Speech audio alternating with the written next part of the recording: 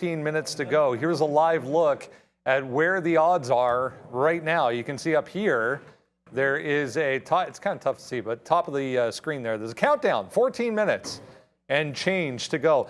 84% currently versus 16, 75 versus 100 basis points. So where it's been pretty much all day, 82 to 84, depending on when you look at it. Here's a look at the overall market currently. Really no significant change on this since the last time we spoke. Still some red in the travel areas of the market. The airlines, the hotels, the cruise lines, even the casinos, all downside. Some of the streaming names popping up on the downside as well. But it's been that way all afternoon. Really no change, as I mentioned. I'm going to bring this over because this is what's going to be important this afternoon. If I go to now, there we go. That'll highlight the Fed's fund target rate line on this board. This is what is going to populate at 2 p.m. coming up here in a few minutes. That box right there, we'll get the number, I'll scroll down a bit, there you go. We'll get the number in this box, whether it's different or as expected from the 3.25. Again, this is the target rate, so this is what the end result will give us. Then we'll discuss the actual interest rates. Let's bring in the guys here and have a bit of a discussion on what to expect as we head towards 2 p.m., guys. Getting spicy a little bit already, but as we thought, as soon as 10 o'clock kind of came around, things went to sleep. Volume kind of died off. Everyone's sitting here waiting for what is about to happen. Yes, sir. And it was 54. I don't care. I'm turning it around. Oh, that's cold-blooded, man. Well, you want to keep it a bull? It was all I'm saying is we had the poll for the morning show. I was only putting it because we're up at 1%. I know. We're up almost 1%, but it was 54% bear. Actually, was that what we thought? It was 7,700 people voted on the poll, okay. And it was 54 to 46. So what was the poll, though? Flip. Keep it a bear? No, it was what should it be? Okay, what well, should then it should be a bear then. And the vote was for bear. Look, the market is going up right now, so I totally understand that. Here we go.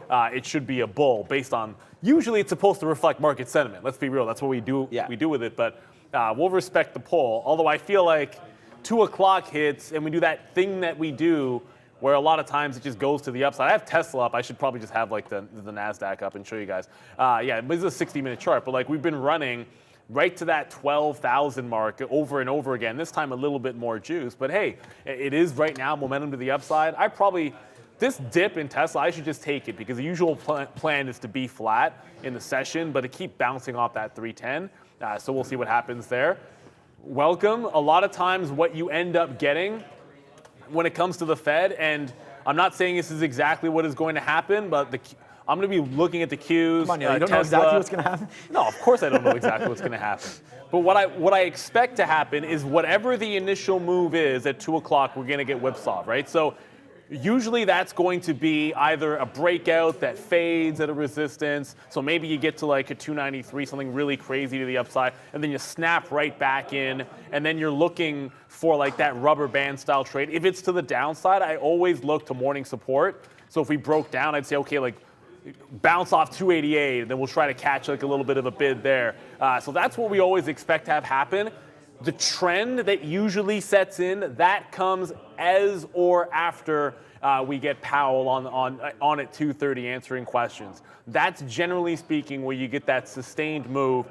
And if you're against that move, you're usually wrong for the rest of the afternoon. That's just, you're not always wrong for the rest of the afternoon, but you don't want to be fighting the trend past 2:30 is the way that I like to look at it. You can look for that pullback mean reversion trade at 2 and in that first little whipsaw, knowing the ranges make sense to me. That's why I am going to be looking at something like a Tesla where I think it's got a couple of defined levels out there that I can mess with. It's that 310. We've tested it multiple times, a little bit of head and shoulders. So that would be your resistance. If any reversals, you can play shorts there. If we break out past 230, I want long in Tesla. If we touch that low, it's 306. Something like that is what I want to lean into.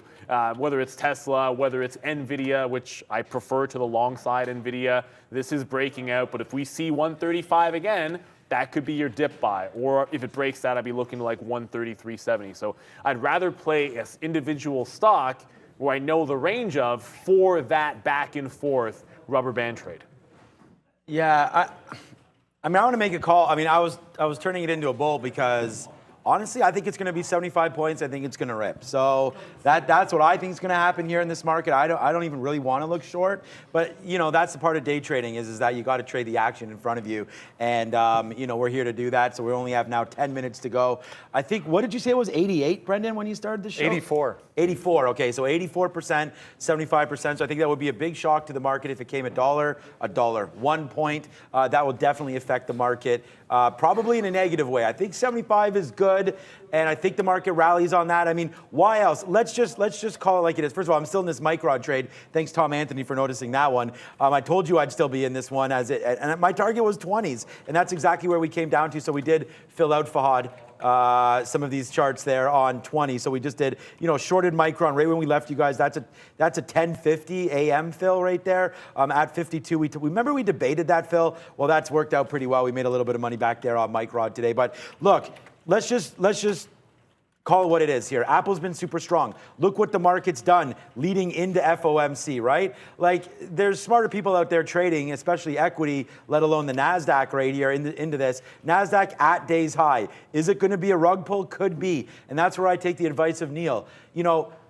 Wait to see what happens. I mean, even Arun this morning was like, give it a couple minutes, give it 1 minute, give it 20 seconds. Like, let the algos come in and say 75, okay, this is what we want to do. It could extend, the market could rally up 3%, and then there's like, wait a second, that's way too much. Then it falls back down. You also have the very important press conference that we did not have at Jackson Hole. So remember, Jerome Powell, the Fed can say everything they want to. We're not looking at the market. We're not doing this. We're not doing that. But trust me, if the guy has something good to say, he's going to say it. And if he has something bad to say, he's also going to say that. Like, they're going to be dovish and hawkish, but the market is going to take, trust me, they're going to take dovish words to mean, in my opinion, more than hawkish today, because we already know the negativity that's in this market. If Powell can come out and somehow pivot just to a little dovish, and what dovish means is just more positive, more greater outlooks about the market, and where they're going with the numbers. If he can come out and be a little bit positive or optimistic, I fear that we could have a major rally that probably gets sold tomorrow, but just for today. It's always easier, in my opinion, to be negative than it is to be positive, especially with all those numbers that we've been seeing. CPI has been horrible. That was a horrible print that we had last time. So I feel like there's a lot of bad news already baked in. And it's not me just saying that. The market's up 0.7%. We had a decent move yesterday. Let's just see if we can hold this. And the reason why I have Apple up here is because other than trading the TQQs or the Qs or the spiders or the actual futures, Apple's been a pretty good, what's the word I'm looking Vehicle? for? Vehicle, I like that. Pretty good vehicle to trade. I don't know. No, that's true. If you're trading the momentum of the market, it has been Apple. If you want a little more aggressive, I would look at a Meta or something like that, because Meta today, although it's not, it's barely up. There was a cost problem. Well, there. Meta did have that move. We were in that meeting there. It actually did pull back down. Yeah. But I would look at Meta. Meta can go a little bit more aggressive than the market. Yeah, that's why I'm looking at Nvidia. If we go up, because Nvidia's up 3%. Indicator, good. So it's just I want something relatively strong if I'm going to go for the longs. But the other thing is to what Sean is talking about. Look at the Qs. Like, to say that we're priced in, we have rejected the 200 through the 50, and we're closer to the recent lows than we are to the recent top in the Q. And that's sort of one of these. That's one of the other things. Like, it's just, there's a little bit more room for some recent shorts to possibly cover if everything is as expected. It goes without saying that if we do get a full point, that is a bit of a shift in things. And you're going to hear a lot about soft landing and this and that. And if they back away from that, that could be a little something that moves us a little bit. Because they've been sort of tapering away from this whole notion of a soft landing, understanding that they need to be very hawkish. So they've been delivering that message, the hawkish, we've got to fight inflation, pretty harshly recently. So what Sean's getting at is if they back away from that in any sense, then you could see a little bit of movement. It's all about having that preparation. But remember, you're not forced to trade anything, right? Like we say this to trainees as well. Like, even if all you do is paper trade or sort of look at, like, I'm looking at Roblox. I talked about this in the morning for potential breakouts if it were to get strong, like it's got some good levels. You don't have to take the trade. You can just have an idea, see how it performs, learn from the experience of it, because it's going to move fast. And you don't want to make a keystroke error. You don't want to force trading here, but you do want to take in the experience of what you're going to see in the next few minutes. And of course, as I say that, every now and then you do get a bit of a nothing burger. I'm not really expecting that here today, just given how much this market has been moving the last week. I think we are going to see some fireworks. Look, here is, so I just have up the TQQ, right? So here's the 200 period on the TQQ right here. It's at 25.50. Also the past tops, 25.50 right there. We bottomed at 25.50. We topped out there at 26.50. So if there is a rally, I think you just punch the living, you know what, out of this 25.50 level. That's going to coincide. Guess where the NASDAQ is right now, guys? You're at 12,006. You're like right at key levels.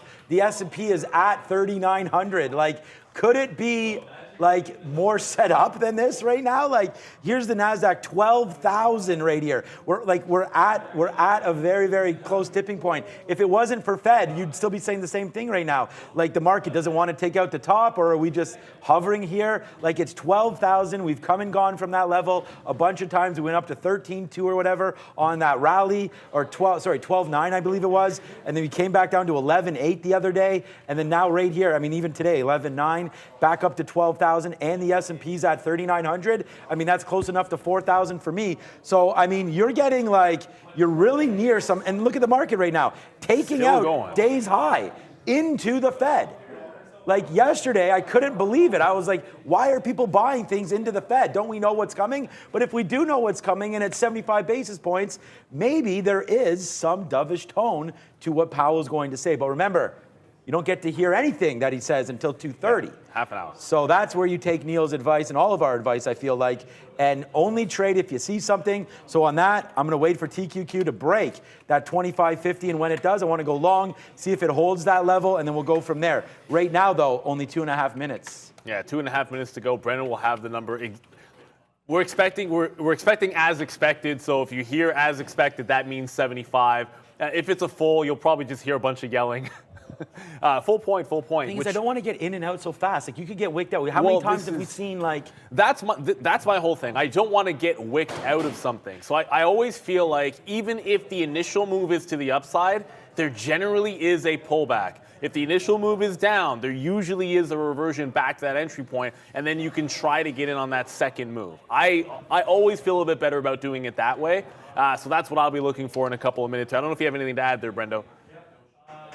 Okay, so a couple of things. One thing that I'm going to be keyed in on, guys, is the language, obviously, in the statement. So we get the accompanying statement and the economic outlook along with the actual interest rate change that happens coming up here in less than a minute. Remember, they've been saying data dependent. They'll make decisions based on what the data tells them going forward. If that changes in any way, that might be a big deal as well. Just give you a rundown here of, again, if you're just joining us, what's going to happen. This box right here will populate with the actual number. If it's in line, it will be exactly this, 3 to 3 1/4, which will equate to the 75 basis point increase that is expected. If it's anything above that, that would indicate a full percentage point. More than likely, 84%, in fact, still looking for that 0.75 increase. Then we'll flip over to this screen and we'll get all of the comments and all of the statement that comes across along with this interest rate decision. So as we get closer here, guys, don't feel like you have to do something. I think that's a very important point as soon as it ticks up to 2 o'clock here in just coming up to about 35 seconds to go here. So it's going to be a lot of volume. It's going to be a lot of volatility. It's going to be a lot of movement. But again, just sit back, let things sort out, and then we'll make some decisions. If you want to just go to my screen here, guys, then we can bring this to you live. What do we got? 20 seconds to go. And again, this box right here will populate with a number. If it's as expected, it will be 3 to 3 1/4.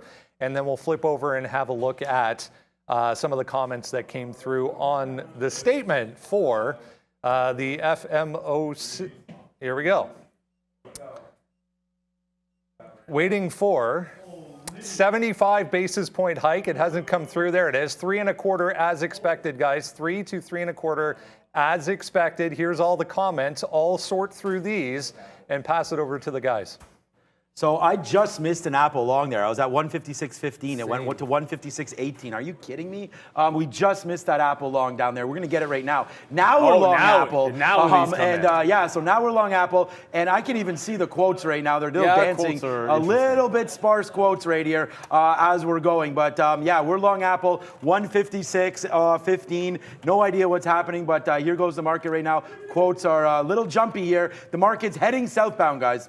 Yeah, the quote's a little bit jumpy, but we did get that bounce into the downside immediately, looking for that snapback. And look, if we get it, we get it. But boom. I'm going to try and respect this. It's 288 even right now on the Qs. I'm looking at 288.7 because you got to have a bit of an out here as we are headed southbound. I thought, as expected, was going to be good. It's the other direction. Yeah, we just taken out these lows. 155. So it's fine. We haven't taken anything out for a loser yet on Apple, but the market is coming back down to the downside. It looks like it was that 75 basis points. Give it to them, Brendan. All right, here's some more important things, guys. Economic projections showing 75 basis point hike again in 2022 and no rate cuts until 2024. So we were looking for any kind of change on the projection, whether they would go back to 50. That doesn't appear to have happened. They're talking about another 75 basis point likely plus no rate cuts until 2024 now.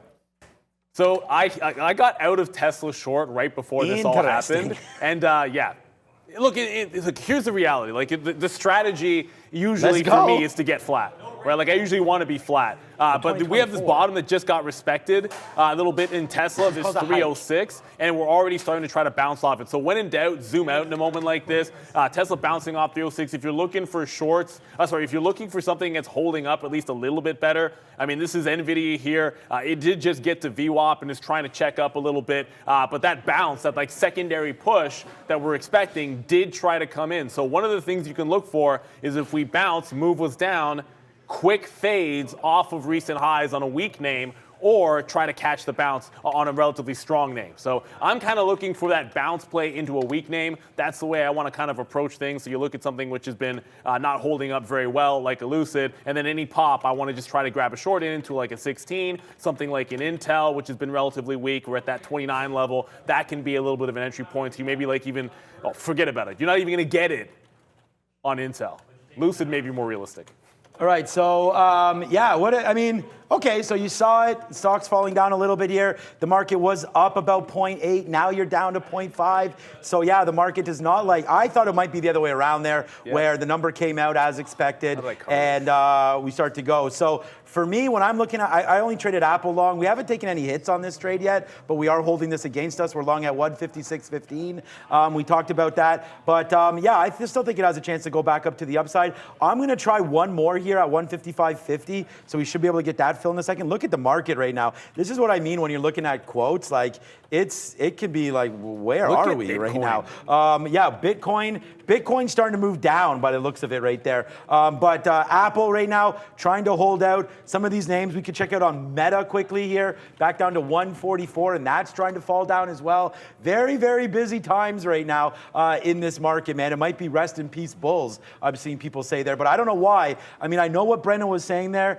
that it looks like they'll do 75 again. I wasn't expecting that much again, so maybe that is sort of the answer to all this. Maybe they are looking a little bearish here if they're going to go 75 again. So that could be really important. But again, I'm going to hold this out until 155 breaks. We just got another dip buy in there at 155.50. But yeah, right now the momentum is to the downside, and it looks like Apple does. We'll wait to see. But we just took that other long off that bottom there. Wouldn't mind scalping some out. But let's get it back to 156 before we do that. Yeah, and we just want to quickly show you guys what's going on in crypto land here, because Bitcoin did get all the way down to support and bounced here off 18.8. So it found some support. It's trying to bounce off that now. Remember I said I liked Nvidia to try and catch a dip. Like I went over to the names that were weak to find a short, which I maybe should have held on to Tesla. It is what it is. You got to move on. But I got to look back at these pre-market and bottoms. If you look at anything, if you are short, congratulations. I took mine out, so obviously I'm pissed off. But 132 is the low right now on Nvidia. That's the level I defend. But guess what just broke 100? Oh no, I'm not even there. Alphabet just broke $100. So, yeah. If you heard a bunch of watts and wow and all that nonsense, and woo-wee, yeah, that was all the guys in the back. That was Trader Pratt talking about it. Yeah, Alphabet did break that 100 level. It looks like it's going to challenge it. I think working off the 100 is going to make some sense, but I do want something relatively strong for the bounce. I just saw Nvidia try to make a bounce off 132. So I'm going to go for relatively strong name in Nvidia, try and pick up a little bit of the long, and then play the other direction in Google, right? Google, to me, has been relatively weak. And then, look, whichever way we end up shaking out till 230, at least I can hold on to one of them. Because the way I see it, the trend is usually after 230. Yeah. Like you're kind of scalping these ranges. So, you know, Google down at that low, Nvidia off of support. Like I kind of know where I'm going to end up being wrong. You get past 150, you give this one up and understand we're coming back up here. And then as far as Nvidia goes, we take out some of these lows and I know we've rejected it and we can maybe get back, take out these lows and we could be just falling like an absolute rock. So I kind of know where my outs are going to be. So I want to have at least a little bit of a hedge, but relative strength versus weakness. I wish I'd gone to Lucid a little bit faster because I felt like maybe the EVs would have been an easier spot to be short in. Brendan, again? Here's one of the quietest statements that I've ever shown on this show. We tend to show this every single time there's an interest rate decision. Everything you see in red is different from the last time. Everything that's not red is exactly the same from the last time. So this is by far the least amount of changes I've ever seen on the statement itself, guys. Lame. Jinx. But yeah, jinx. My kids always said, they set me up for that, like jinx. Yeah, I know. All right, so yeah, all right, so not much changing there. So we are going to have to wait for Papa Powell to come up on the stage here. We've averaged in. I mean, it's just gone to the downside. It's actually amazing that we're kind of still in this position. I'm going to give it to 154.50 on the downside. I kind of just want to stay with Apple. That TQQ trade, obviously right to the downside. So that was, if I just had been thinking the other way, that's an easy short too. I was trying to break the top, remember, but that's still like that short still paying off. So good on you guys for shorting that if you're able to do that. That would be the TQQ. I'm trying to find something that's maybe moving a little more than the market right now. If there's anything that you guys want to look at. I talked about DraftKings today remember I told you about how DraftKings was for some reason still up here. And now today you're down 3% on DraftKings. So I think this is a name that can go down, especially if there is continued pressure on the interest rate environment. So, okay, Apple. I can't ignore Apple. It's a trade that I'm in. So there goes Apple. Nice little win back up to the upside. Let's take another piece out here in the 60s if we can get it. We're long at 34. So it actually looks like we're going to make money today on this after all by bottom picking, really. So we'll wait to see here. I like Apple. If there is a retracement in, I think this is the name that I can be confident with. Here I am long 155.26 and it's up near 70 right now. So it's a small win and we're just taking out pieces, but I do want to have something on board. We are going to try to hold this for that 154 bottom. So that's 70 cents. I need to take 70 cents. This needs to go up to 156. Yeah, exactly. And I think, look, right now you're still in the bottom of the channel. I'm going to try to stay on the chart of the stock I'm in and show you what's happening on the futures, right? So we bounced off of some of these lows on the NASDAQ. Positioned essentially 1-to-1 in both of these names, although I do want to scrape profit out on the long and then hold on to a bigger piece for a bigger move, right? Like, to me, if I get stopped out, like I just got stopped out on Google, so I'm now out of Google, and that was about 1-to-1 with the Nvidia trade. But now I want to hold Nvidia to that high. That's the point of being in something relatively strong to that long side. So I think we can get up to 135, 136 if we want to sustain this bit of a bounce. However, the other side would be Apple long. What I was trying to get into the short side. I'm going to want this Lucid short if I get up to like 1580, 1590. So right now, Nvidia, that's going to end up working. It looks like we do want to have a bit of a bounce. We still have 20 minutes for Powell, right? Like he's going to come on at 230 and then maybe, it's not that you throw out everything that happened, but he can move the market in the other direction just like that. We thought we had fireworks. Wait till he's on the mic. Brendo. All right, Fed talking about more big interest rates to come. That means rates moving on this as well. Big move here for the 10-year, first of all, through 3.6. We got almost to 3.65 at the top there, pulling back slightly. This is the 2-year, blows through 4. We're at 4.1 now on the 2-year off of that, guys. Yeah, like no wonder. All right. I mean, we'll spin it. Good trading here. All you had to do was hold on, and we did that. So Apple, I mean, whatever, man. I mean, the long was not right. The short was right. I mean, you're just having to make a lot of trades in here. And my net right now is kind of just hovering where it was. We're hoping that it can go back up to the upside. So 156 here. We need to take that out. Here it goes. My next out is going to be this 156.40. You see, we've just been buying up here. So, you know, when it just ripped up to that 156.40, we actually got a 32 there. So I'm looking to take that out, then the next level's up. I mean, you can almost throw out right now, you know, your lines. Like, I'm not saying the VWAP is going to matter now or anything like that. You're simply trying to play momentum. You're trying to play price action. And right now, Apple's having a little bit of a hard time stalling at these levels. So let's just look at the futures. Futures right at 12,000. I said it was a perfect storm, right? I mean, we've seen this move happen without even Fed. So, I mean, a straight move down 200 points, that's a lot. But you've retraced off that 200-point move. You've retraced back 70 of that, right? So now you're kind of trying to hover around. I still feel like we'll come down here and test it. And then, I mean, hopefully I don't get stopped out. I might get stopped out if that does happen. And then as soon as Powell comes on, I feel like there could be then a shift back to the upside. But I mean, sitting here predicting what the man is going to say is just one of those things. I take for what Brendan showed. Maybe we can even do that again. I feel like, you know, the red lines and the crossed out stuff and all that. Because if there's not that much changed, then I kind of feel like this market should drift higher right now. Because where we were. What's he going to say? Right. If the statement was so similar, what are we expecting in the Q&A that's going to be different? Yeah, exactly. Out of him, what direction is he really going to give us that's anything different? I'm a little bit, I'm not convinced in that. But so, anyways, someone just asked. I was sort of saying you had that break of 100. Now you're back above 100 on Google. I want to show Roblox. I have to get to Roblox in a second. But what I meant by a false bottom, I should have said wick bottom. That's probably a little more clear to people. Like, you break a gigantic level.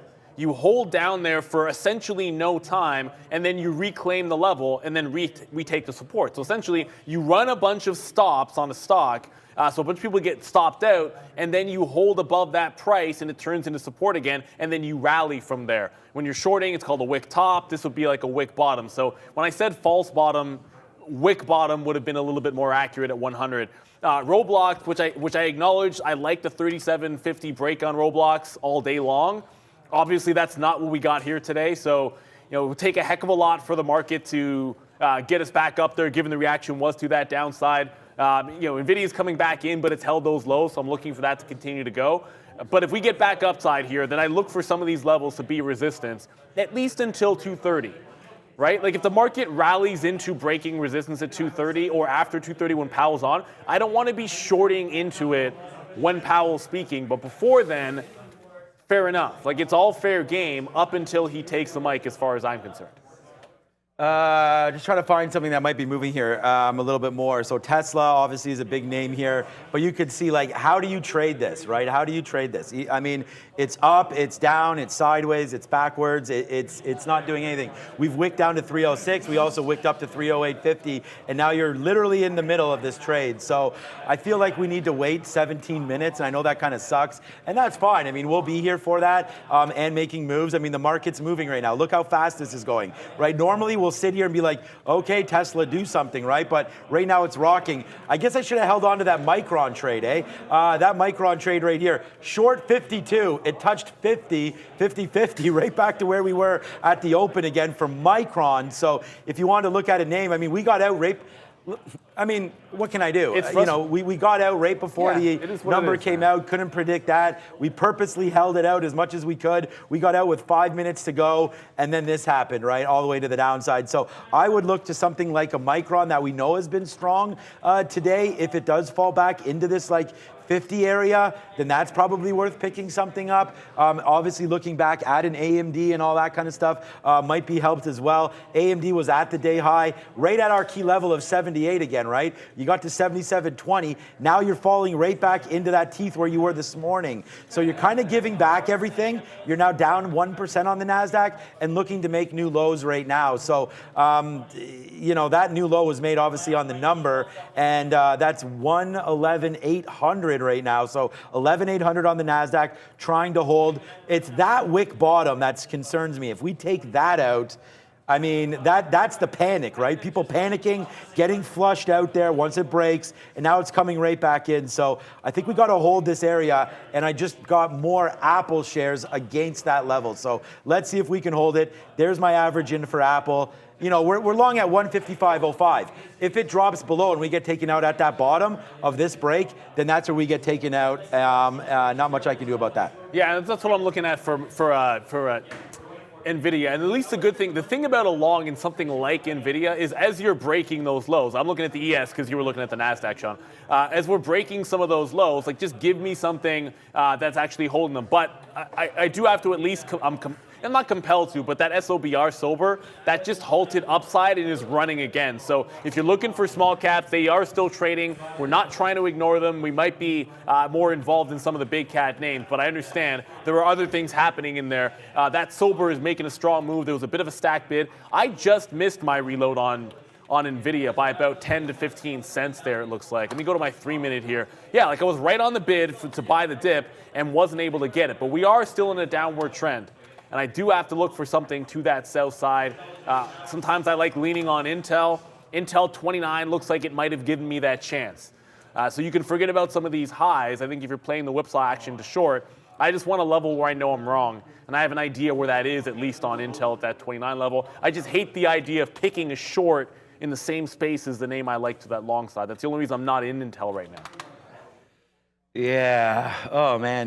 This is going to be difficult. So I just went more long there on a 155 break back to the upside. So I have my outs, right? And I'd hate to lose. We all hate to have losing trades on board here. But, you know, my average price is literally right here, 155.06. So we're right here. I could get out if I didn't like it. I think this is worth it right now. However, the trend is not my friend, right? The trend is to the downside right now, and the NASDAQ is thinking about it. So I'd love it for it to get up, and I want to start piecing it out. But ultimately, not just because this is the 50 period, but I mean, I think we can get back here, like 156. But I want Powell to come out. Like this 13 minutes for me is going to be like nail biter. Can't because come fast enough. It's just going to continue. See, the move is just continuing down. I mean, if you think about it, if you're an investor right now, have you gotten any news that has changed your mind? So not yet. You know, it's been a pretty bad week and a half here for the NASDAQ and for the market in general, let alone for Apple, although Apple's been doing really well. So I wonder if there is going to be some profit taking out of it. And this is the point. There's two sides to every coin. And it's like, you know, maybe Apple's been doing so well, therefore this bump up means it's the easiest one to short, right? Air's got to come out of some bubble, and maybe that is Apple. We'll see, Brendo. All right, a couple things. That SOBR is starting to go once again on decent volume. It's worth mentioning. Here's another big mover this afternoon, and that comes in the form of the U.S. dollar taking out the highs and then some. Now 1.17% on the day for the U.S. dollar. This is a monthly chart. Just to give you some context of the move in the U.S. dollar going back to the end of 2021, down here at 90, we're at 111 and change right now. If I zoom out, still, you know, nowhere near recent high levels, but this is a monthly chart. I'll quickly jump into a 5-minute chart just to give you, yeah, there's a 5-minute chart of what happened to the DXY, guys, on this release. Yeah, see, look. I feel like I'm just sitting here waiting for pain, man. I mean, Apple just keeps on drifting down. The market's not going back up right now. And, you know, we do have our stop orders ready to go, triggered out. The majority of my trade comes out at this Apple bottom of one. Apple bottom. Jeans. Oops, with the fur. I hold Apple looking at her. I don't know, man. I mean, I'm sitting here. Like, you know what the next line if is? I'm It hits the floor. Yeah. You buy more. Just buy more. Yeah. That's don't. Good financial advice on that one. Do not average into oblivion. Yeah, do not average into that one. Shout out to Nelly. Why don't you come on our show, Nelly? Maybe we can, you know, get some NFTs going. Actually, no. All right, let's go. Come on, market, let's go. I don't want Nelly. You know who I want on the show? Because this market's is trying to break these lows. Don't say Ja Rule. What does Ja Rule think about the market? Ja Rule. No, I need to know what Ja thinks, man. What does Ja Rule think about this market? Is the only question that matters at this point. You think I'm joking around? Ja? There's two people that matter right now, Jerome Powell and Ja Rule. So we're going to wait to see here. Maybe we can get one of the two. I think our odds are more on getting Ja Nvidia. than anything else. Come on, Nvidia. Come on, Apple. You can do it. So hopefully this market can get going back up to the upside. You know what I feel like? Like I said, you know what I feel like? It's like I don't know, a shot of something. I mean, I'm really not stressed out. I just want this thing to go one way or the other because I'm sitting here in a position. Anybody that's seen See No Evil, Hear No Evil with Richard Pryor and Gene Wilder, like I hope most. They're at the racetrack, and he's like, "Come on, Centipede," and you're like cheering on the stock. The stock doesn't care what you do. The horse doesn't care what you do. However, like Kramer, look.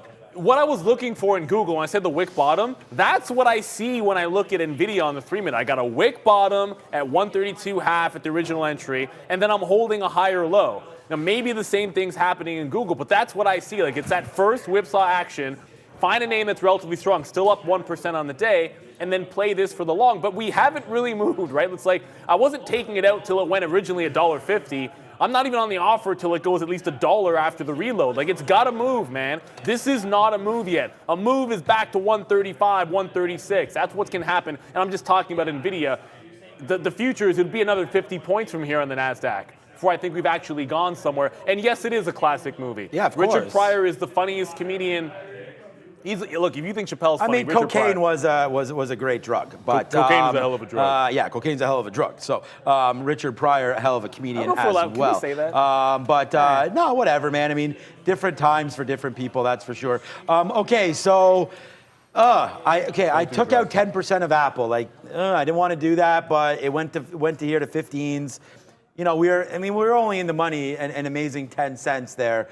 Like, come on, Apple, let's go. Like, we've already thrown Nelly at you. We've thrown a few things at you. You know, you need to get going here. I'm only looking at Apple. AMD has a chance as well now. AMD back to Greensville after holding that 75. Like, this is why I'm pissed off. Like, AMD is up 50 cents there. It should be going. Apple should be going more than this. So let's go AMD. Now's Apple starting to go. Hopefully AMD can come up and take that 76. You're in Nvidia, so you know that. I mean, the long is what we're cheering for. I am looking for something that I like short. I am looking for something. Let me say something right now too. I saw this in the chat. This is the worst time to trade, not the best time to trade. Like 230. Right now, we're just even at 230. Like I just feel like a lot of the levels that you've been looking at aren't going to mean anything. Like, it's just, you got to play the momentum. It's not the worst time to trade if you're used to this stuff. This is a completely different ball game. Like, normally if I'm on Apple and I'm in the money like I am right now, 30 cents, I'd be like, oh yeah, let's take some out. But I know the potential here for both ways. So if I'm going to sit here willing to take, you know, all of this out for $1 or so, well, it won't be a dollar hit, 50 cents worth of a hit, I'd like to make 50 cents at least on a piece of it, right? So this is not really for scalping, which is why I'm right now, I took a piece out because that's my nature. But I think that you'd be a little mistake here if you started to scalp out the majority of your position. Because you should. Yeah, you should hold it, as Neil says there. Was that a Neil guy? That is. It's kind of like a half white, half black guy, that guy there. So I don't know, but that was a good one. Hold it. Maybe get a new graphic with that. I've talked about more graphics, and I think they're coming. So hopefully we'll get some more graphics. But hey, you know, the point about all of that was it's, you know, hold your positions, make sure that your levels are still there. I would always trade against lows because if they break lows at this point, you know, the algos have turned on against you or for you, whatever way you are. So when the algos start printing money, trust me, you want to be the same way. So we'll wait to see. I'm hoping that someone puts on the cash register and makes that money go burr to the upside. So let's go, Jerome Powell. Start those printing presses ASAP, although they're quantitative tightening right now. So yeah, that's the other problem. He ain't putting anything registers on blast. That 9 billion. Look at Lucas. This guy's just chilling over there, sitting back. He just needs a cognac and a cigar over there. Yeah, we're all waiting for this market to blow up right now. So let's go. You're right, chill vibes. Brr. Actually, Brendan said in the meeting that it's supposed to be 34. I was outside. It's actually getting chilly again. Ain't no damn 34 outside, Brendan. It's not 34 now. I know 34 degrees, and that if you're an American, Celsius. We're talking Celsius. Yeah. Because 34 Fahrenheit, that's cold as all hell. But Brendan. While we wait, about 6 minutes to go, we have a new toy, guys. Lucas is going to show you, give you another perspective of the studio and of the space here that we are all currently in. There you go. That's a different look. So yeah, the guys are way over top left. I'm obviously in the corner here, bottom right. Lucas then can turn this to show where he is. There he is. So that's kind of a cool look. Can we come back to my screen here just quick? I wanted to mention this as well. Halted a couple times already, guys, but SOB are making moves. If you just go long sober the first time you even notice it, it's moving. This is 2 days in a row, I feel like. I'm just missing out on this move. Uh-oh. Oh, now we're going. Cash registers. Let's go. Here we go. Let's go. Turn them on, baby. You know who's coming to the podium. You know it's Uncle Jerome. What is it Zeke does? Zeke's you know like, Jerome's coming. You know Jerome's coming. Let's go. Let's see if Apple can get going to the upside here. We've been long. We've been waiting for that to go. So we'll wait to see here if that wants to go. We'll see. I got a piece out there at 30. We'll see if it wants to continue to go to the upside again. Only 30. I'm still in. Like I'm still in. Look, man, I say 80% pay yourself of this. some. I'm paying myself. I'm not going to lie. Yeah. Pay yourself. I mean, I'm trying to pay myself, but I'm trying to see if there is a little bit more of an upside here. Let's see if there's a little bit more upside. Push, as they say. Push. Okay. I see you. We'll take another piece out. All right. There it is. So another 50-cent win for us on Apple, and you're starting to get going here, back up to the upside. So hey, Jerome, look, man, you got 4 minutes. Let's go. Jerome. Let's make some magic. And the good thing about paying yourself at least something is I could be completely wrong right now and I would lose. But I'm here for the ride. Let's just see. I may take out one more piece on this bump up and then just ride with Jerome. Jerome, put on that Bobby Womack. If you guys know what that one's from. There we go. Probably not because it's old school hip hop, very old school. But we're above VWAP now on Nvidia.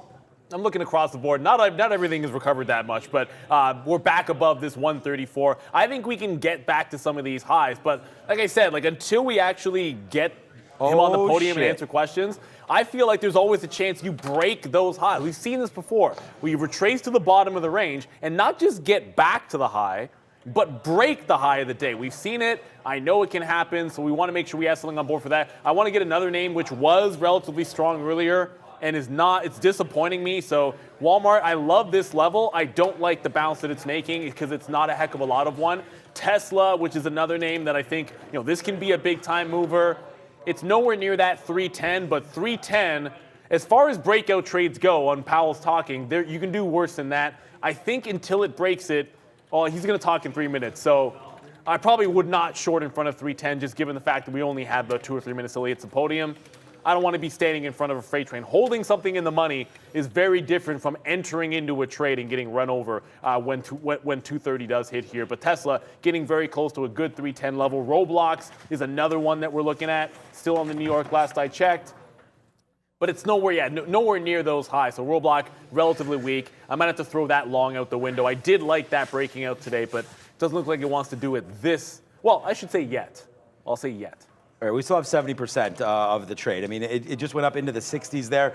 I mean, that was pretty much our target. We were targeting up here 156. It got to 80, and I offered 97 there. So a little bit greedy there on that move, but now you only have 2 minutes. And it's not like we think that Jerome Powell is going to come here and instantly this market's just going to run. I mean, it's happened before where he comes out, he says something, then the market just goes the other way. I mean, it's not, this is not like, okay, Jerome, let's get this party started. I mean, we're here for that, but again, it could easily fall back down in here.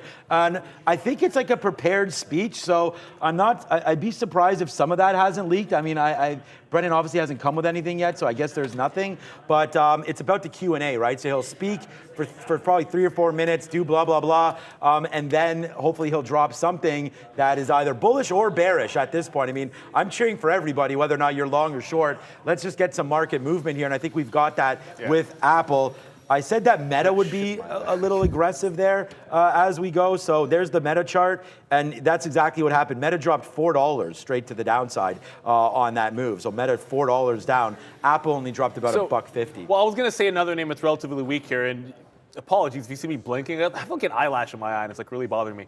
But Microsoft is relatively weak. You're still holding the bottom end of the range. Remember we showed some names breaking VWAP and breaking to the upside and looking strong? Well, this is the other way. And I think if we do, if we end up going back down toward the lows and this gets weak, then I got Microsoft in the down bucket here. for lack of a better term. I think below that 243, the previous support that you had this afternoon, I think that's going to be a shortable name. Just sort of putting things into two buckets so that if we trend to the downside, I know what names I want to be in. If we trend upside, I definitely like Nvidia. I'm trying to look for a few other ones that I would like. I normally just auto have Tesla in the trend upside, but it doesn't seem to want to break VWAP either. Like, it's holding resistance. So, for now, Tesla's kind of sitting in that other bucket. And then, just because we have a few seconds to go here, I don't want to ignore what's going on. For those of you that are watching, maybe some other things, not like this market, Sober is open for a second time. It's still above 3, but it's kind of holding out. It can't really seem to get too far above $3. Remember, it hard rejected 420. So it gets back there. There might be some sellers that come in. Don't want to ignore that stock, but I don't see a path to trading it while Powell's on. There's just too much to watch. And here we go, man. It's 2:30 right now. So look over. I don't see it on the other channel, but it will be coming up very, very soon. And look at the market, just retracing back down. We have our out, right? So if it takes it, actually, you know what? Like, it taking out that bottom, at least I'd be flat. I mean, I don't want to say like that as a positive thing. We don't want to get taken out. It'll be a 50-cent hit if it does happen. That's why, guys, when it was up here, remember what I said the risk to reward was going to be 1-to-1? I mean, there, we took another piece there to just get the average in. But, like when I was talking about that going 1-to-1, that was a 50-cent, 60-cent win right there. So let's see if we can get a little bit of a bounce up here as Fed Powell on the podium, I guess. But we have Brendan at the podium as well. He has just now, guys, started his speech, so I'll keep you posted. Exactly, and I just want to get to one. This is pretty much exactly why I like that rubber band style trade where you get that first move on the Fed. It was to the downside, but you get the wick bottom, you find some support, and then just try to pay yourself. Now, whether or not, while the Q&A's on, you're going to hold some of this support, we're going to find out. The second trades might be no good, but we're here to try to take them for you and then see what happens, because I can't predict where the market is going. All you can do is come up with a trading thesis and execute that bad boy. Boom! Now we're Jerome! Let's go, Jerome. You want to put money in our pockets, don't you? Yes, you do, Jerome. Yes, you do. Thank you, Mr. Powell. Come again. You can come for some roast beef. Come over. My wife will cook you up whatever you want. That's a real nice move to the upside right there. Thank you, Mr. Powell, right there. Nice little, I mean, look where we just averaged in. This is what we're doing, man. Let's go. Bring that money back down. There's the average in. Nice little move to the upside. I'm hoping for a lot more than that, but we'll take it out twice. Look at that. Once, twice, 3 times sold right there. It ran right into us. Like, we just got out. Like, what kind of a trade was that? We just made $1 and more. Let's go, Jerome. Up to the upside right now. 155.97 is my next target. I still have the same outs. I will not be averaging back in, I don't think. Let's let this trade work itself out. The market could absolutely rip from here. So let's wait to see what happens. Obviously, whatever he's saying they like doesn't mean they'll continue to do that, but let's see if this can continue to go to the upside. Thank you, Young Dave. Thank you for everybody there in the chat. Let's go. Oh, Powell's a vegetarian? Well, hopefully it doesn't work for Beyond Meat then, because those guys are chomping off faces. What's up, Brendo? Anything terribly dovish yet, guys. He said not only are big increases continuing, but they're planning on more than one. So remember back in the statement, there was indication of an additional, like one additional. He actually said plural, big increases to come. All right, so on that note, and again, this is why, thanks for watching. Make sure you hit the like button, first of all. We got to hit the like button. We came on 15 minutes early. We got some fire trades for you. I think we've been funny. I think we've done everything that you might want from live entertainment here and putting capital to work. Here we go. Let's go. Moon, here we go. Let's go, Jerome. Apple all the way to the upside, 155, 156. That's going to be my out right now. There we go. Brendan, I thought, said something negative there, which he did. I mean, but that's the market for you. I got out of a little bit, and there we go. We get that 156. So here we go again, baby. This is what we're here for. If you're not liking this action, and exit stage left, man, because this is exactly the kind of trading that we're talking about, guys. To the left. To the left, to the left. Yeah, look, realistically. Beyonce. It is, well, I think it's Beyonce. It's the queen bee herself. But we are breaking out to the upside. So when he takes the podium, sometimes it's that second trade, the trend trade. Look, I'd love to get that dip again. But that ain't what's happening. We're now breaking out on Nvidia past 135. So I'm now done with the dip buys, and I'm into the breakout now for Nvidia. I still, look, if I see some names that I like to the short side for resistance, I might take one shot somewhere with a tight stop, but it looks like we are trying to trend back in. Like, this is what we're sort of getting at. When you get that rubber band trade, it's about that retracement. Like, we still are 100 points from where we were when the number came out. So if you go all the way, which we have seen, I want to say every time we've had the big hikes, we've seen the highs after the initial move down. I don't think whether or not you make fresh ones is a different story, but I think we've at least seen those highs. So you want to make sure you're on board, whether it's entering a break, whether it's buying a dip. The trend looks like it wants to head to the upside here. If you have a short, if you're looking short, have yourself an out. That's all I will say. Because there was one out of these three times that I was short, like a firm, and having an out is the only reason I wasn't shut down. We're now all the way at 136. What? We're going to hit 1,200. 1,200 is in spitting distance. Let's on the NASDAQ. Go 12,000. Yeah. Sorry, 12. Let's go. Yeah, you're used to the ES 39. My bad. Yeah, there it is, man. We are getting spicy. It's a chicken dinner winner kind of day. Forget about chicken. Throw the chicken out, man. Get whatever the hell you want. You want truffles? You want lamb? What the hell do you want? You want lamb shanks? Oh, I want lamb shanks. You want lamb shanks? What do you want, Jerome? Lamb shanks. Come over. Delicious, right? You want the best tequila? What are you drinking, Jerome? Here we go. Look at this move.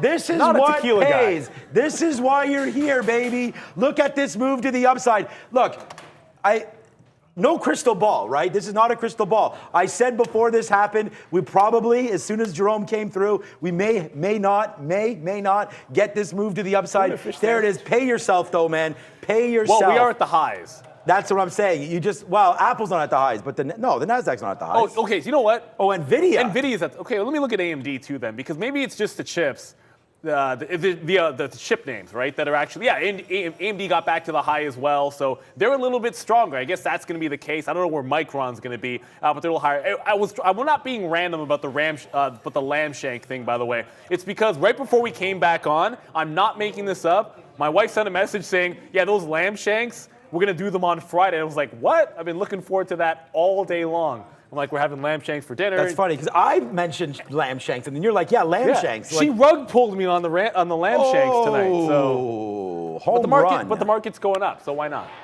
We're good. Bang. We're good. We're hitting these out of the freaking park right now. Wow, Apple, we just took 154.80. We just got out 156.80 on Apple. So what a great day to trade here today. We bought all these dips, man. It just ripped up. Papa Powell's here, and the fun is just getting started. Let's see if we can take out the highs. Apple 158. I'm here for it, Brendo. I mentioned the data-dependent comment from earlier on this afternoon. He just said it again, guys. So he just said increases going forward will depend on the data, and they're going to move as they see appropriate as data comes in over the coming months. So no change yet. So sometimes you're like, that's not going to hit that price. Oh, and it does. Tesla just broke that 310 level. So yeah, I didn't think we'd get there, but here we are. It was just that strong to the upside. Like 310 was your resistance all day. It is no longer resistance because last I checked, once you were trading above a price, then you've broken out.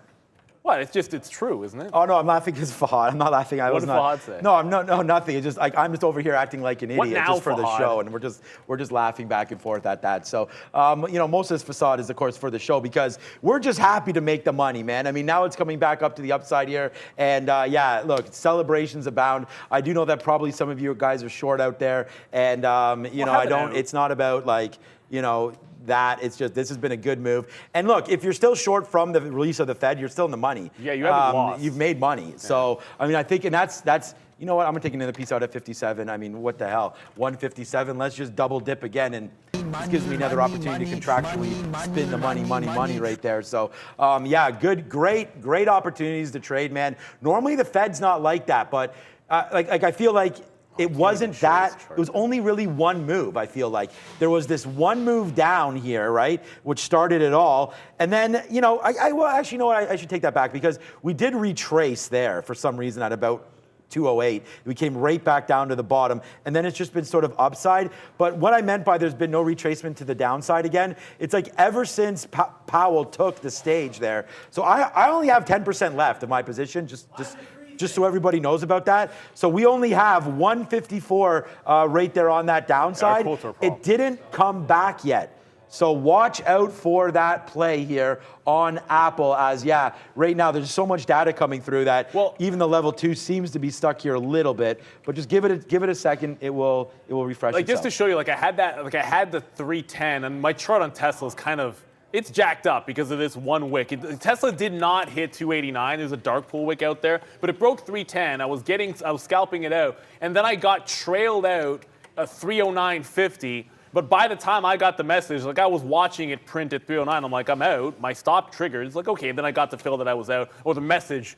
Sometimes you get the message sometimes a little bit later that you did get that fill. It happens when it gets clogged up. But that breakout probably a little bit too top heavy, so it doesn't really move that far. I'm not gonna. Because I scalped some, I'm not going to take a hit, but it does lead me to where I think there is a worthy stock of maybe putting on a short. And the only price I've shorted on Lucid is in front of 16. So we're at 16. The market's trying to turn. And this is sort of the thing. You got to be pretty careful about where you want to go against the trend. So if we break the high, I'm not fighting it, nothing like that. But I do want to take a shot here for a bit of a reversal. I'm going to hold on to Nvidia because, like I said, you paid yourself on the way. Then I want to hold some. And maybe even buy some dips if I get a chance at them. But I do want something on this reversal. Brennan? So first question in the Q&A is, when do we stop raising rates? And he said he wants to see the labor market demand slowing, and that hasn't happened yet. And he wants to see growth below trend for the economy overall. So those two things will be key going forward. But the labor market has to slow, guys, according to Mr. Powell. Going right now. Let me see. Hold on a second. Yeah. So mine says mine's working. You're good. Okay.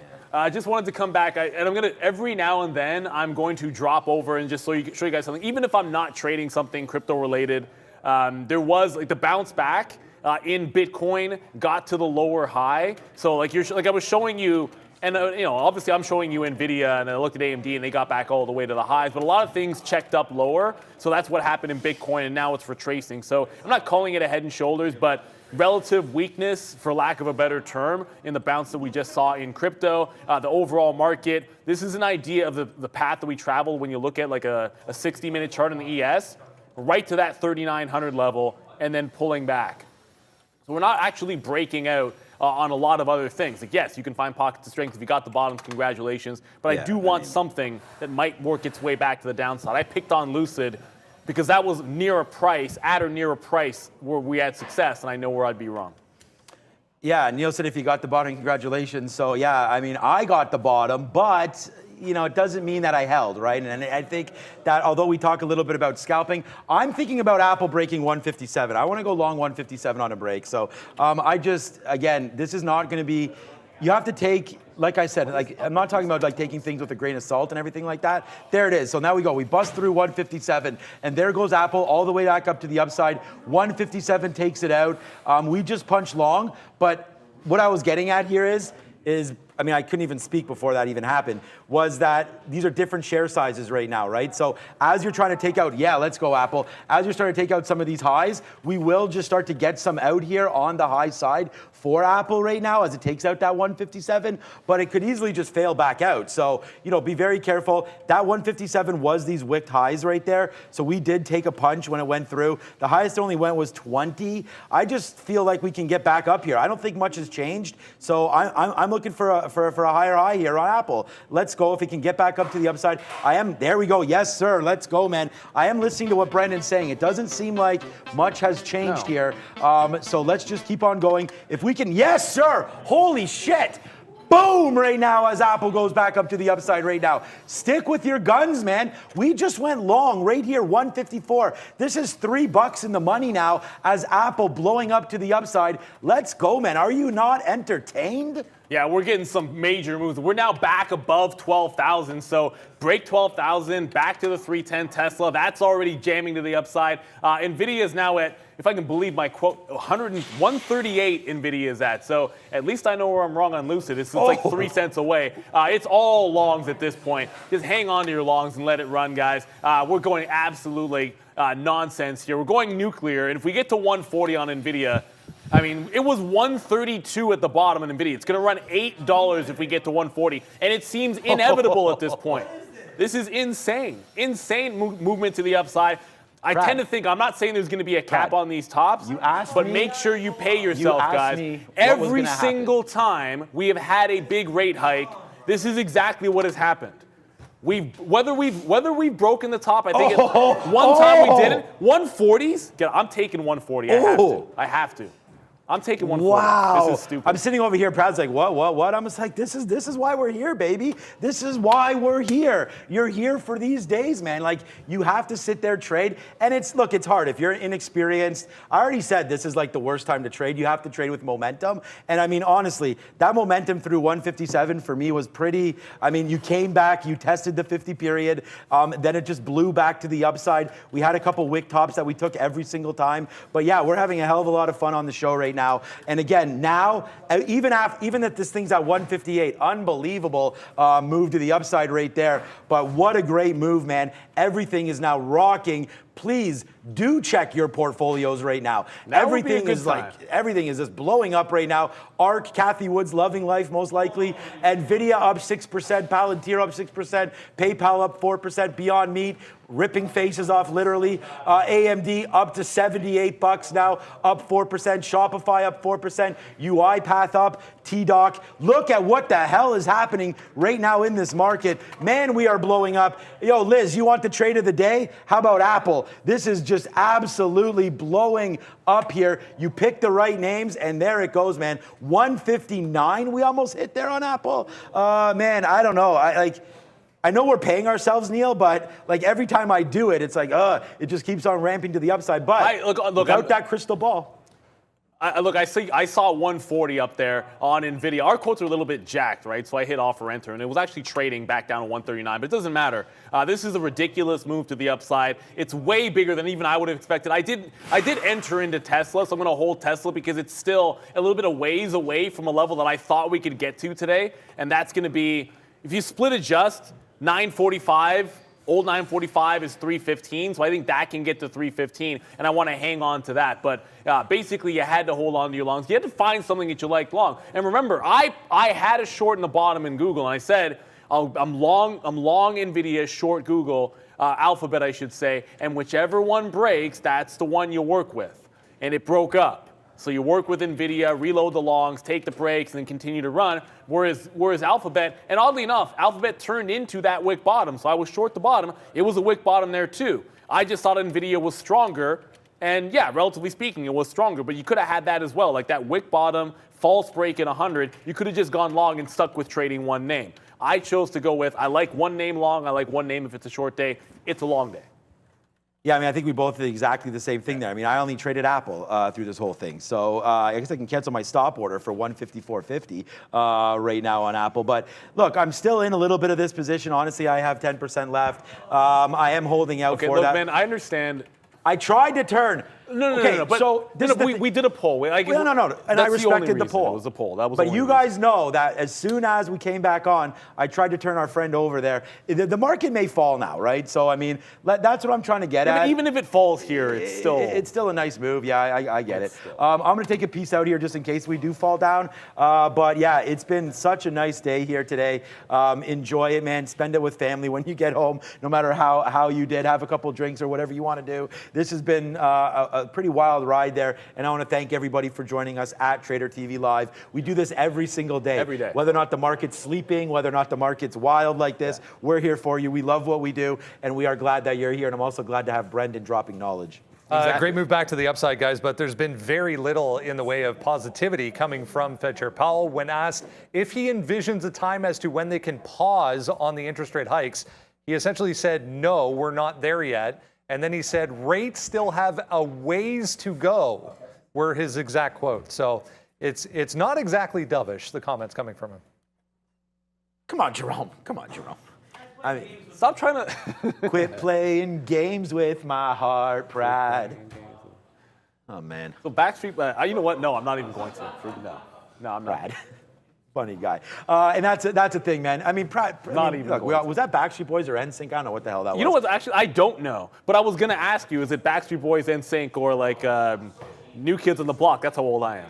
I love NKOTB, man. NKOTB, let's go. Right, here comes the dip. Yeah, here comes the hot stepper as well. So, well, I mean, just in terms of looking at the market, levels matter till they don't, and in these kind of times, they usually don't matter much. However, if we hold 12,000 on a dip, like then we're taking out the highs again, right? Like that's key. Like if we don't, like whipsaw action, if it respects 12,000 on the NASDAQ, I keep saying 1,200, 12,000 on the NASDAQ, if we respect that as a bid, then I think we can make another run at that high of the day. So I'm holding on to a piece of Tesla here because I want to be in front of that party. If we're above 310, I want to be long in Tesla. If we're above 135, 137, this area, then I want to still be holding the longs in Nvidia as well. So look to the relative strength. I guess I came to this a little bit late in terms of thinking what I would want to short, and maybe it's too late for it now, but a firm put a wick top through $23. This is sort of the idea of like where you'd want to short something. Weak name, beaten up, yesterday's high respected, wick top through 23, and I could have shorted that. I tried to unloose it and lost about 10 cents. A firm probably set up for a short, but I didn't think about it until someone put in the chat, like, hey, go for it. So when someone said short a firm, and I saw there, and I was like, yeah, I guess I could have shorted a firm at the high, but favoring the longs, it was the right way to go. You don't have to force the trade. Just because it's pulling back doesn't mean you had to look for a short. Right. You don't have to. You can be looking for the direction long and playing the dip, expecting trend. So I might favor that unless something really overwhelms me. All right. Excuse me. I'm just sitting here waiting around for this trade to happen. We did average in again to Apple, but like I said, we only had 10% initially left. So as we go here, I'm just watching out here. So Apple just did wick down to 157 there. Again, we are getting bursty quotes because of just the sheer volume that's hitting this. I mean, Apple's done 67 million shares, and it's doing like about 500,000 shares a minute here. So, there is a lot of data coming through, but there it is. We did reload that just to let you guys know. We bought some more at 46. So 157.46. So right here, we did buy a little bit more. Why? Just because we're into this. The 50 period is now legitimate. We should have had, well, this is a 1 minute chart. What time is it? Yes, we've had 50 minutes now. So, we can start to sort of respect a little bit of that. And I feel like a lot of the trading's been relatively controlled here.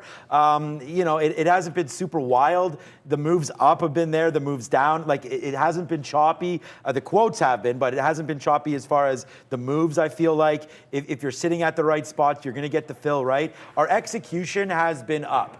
So, there hasn't been any problems with that. And the level 1 is fine. It's just the book feeds seem to be a little nasty sometimes here. So that's not why I'm long. I'm long against this 156.75 there. So I did put in order to get out if we break that. So if we break below some of these levels where we sort of just bottom wick there, then I will get out. So, we'll average back in. This was a good take there on Apple, but really it's just, as this market came down, that's where we took our first fill. Then we started to get some out. Like that's a 15 fill, that's a 60 out, right? So we started making some profit. Then when we broke back below 156, we got out a little bit more.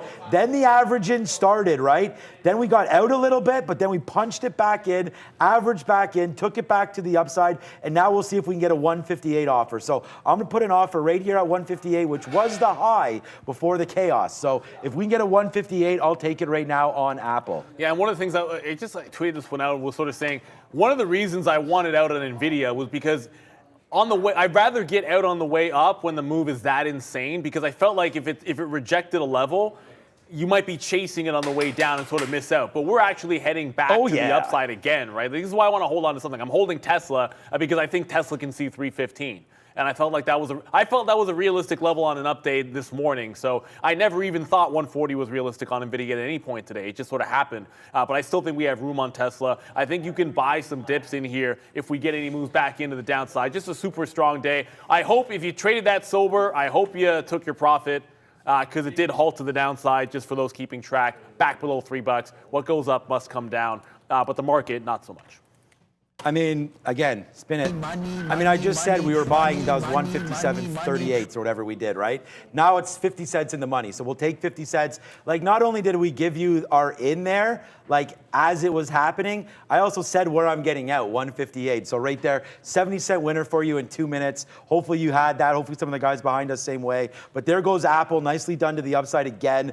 We're getting lighter and lighter. I mean, I feel like you are starting to exhaust a little bit. But trust me on this one, the NASDAQ could finish the day up 3%, 2%, could finish down 1%. So it's just one of those things. I'm going to stick with the momentum. I don't have any more offers out, and that's a lie. I got to cancel that. Actually, I have one at 158.74, literally the high of the day. So I have an offer right there. If it takes that out, then I'll take that fill. So just let me know, Fahad and everybody, when you guys are ready. But for right now, it's a nice little move to the upside here for Apple. I only traded one name, and I think Neil mentioned that, and I thought that was great advice. Stick with stocks that you've been watching. You can see the levels, you can see the momentum, and you're comfortable trading them. So stay in your lane right now. You notice I didn't go over to gold. Like we talked about gold. Well, you could trade GDX. You could trade whatever you want. It's yeah, just, like, it's look, GDX, great move. Stay with great what move. you're comfortable with. You even looked at crypto, right? Yeah. Doesn't mean we hopped over to Coinbase or anything. So here we go. Let's go, Apple. This is now $1 in the money, what we just took 2 minutes ago, 3 minutes ago. What's up, Brendo? All right, so he was just pushed a little bit harder, guys, on what is to come for the remainder of the year, and said by the end of the year, he's talking about 100 to 125 basis points of additional increases. So whether that's 75, 50, you do the math, take your pick. But that is a little bit more on the indication of slowing at some point. Okay, there you go. And actually, speaking of GDX, a fantastic move on GDX, believe it or not. It's the same chart as a lot of these other things. Like a double bottom on that number, and then you break back out. But it took out the high. Like not everything is taking out the highs. It took out the high, got a full like buck 15 looks like bottom to top on a $24 security there. So pretty strong there. You're finding, look, it doesn't matter where you look. You're going to find that strength to be sure. Like remember Micron? Like Micron, down to 50, up to 52. Like all these charts are going to look the same. You could have played just about anything, but I think you did want to at least a little bit distinguish between strength and weakness, because what's the weakest name in the market today that I have checked that is not necessarily a super small cap? Like this is what happens in a stock that's been trashed today. It doesn't really go anywhere. So I suppose as I was hunting for things that if we were to pull back heavily, reject 12,000, what would I want to be short? Probably look no farther than XPeng. XPeng's down 10%. It bounced about 30 to 40 cents. Relatively speaking, that's not a very good move at all. But if you don't really enjoy trading, then this is probably not for you. But if you like market moves, if you want to try to learn, that's what it's all about. I tend to favor pick something I like long, pick something I like short, relative strength and weakness. That's the way I went with today. But whatever works for you is the correct answer. There is more than one way to trade. There is more than one way to, as they say, skin a cat. Not that I advocate any skinning of cats anywhere, guys. We don't do that kind of a thing. But it's all about having your own process. It's all about finding your own way. And we just show you ours to give you an idea of what we're thinking in real time in that moment. And I'm thinking right now that if I loved the short, I would be sitting in a firm right now. But I just don't believe in it. We're above 12,000. I don't love the short. As long as the NASDAQ holds that level, I kind of feel like I want to be sitting in the longs and looking for those dips. That's just the way I'm going to be going here. I even see Prad pounding the table. He hasn't even eaten his lunch. He hasn't even eaten. That's what's so exciting about today. Can't even find time to eat, but we always have to find time for Brendan. We're going to take a break, or take a pause here at least, and revisit some of the things we were discussing this morning in the pre-market. If you joined us, make sure you do that every single day. But Sean's going to lead the way here today and talk a little bit about one of his trades.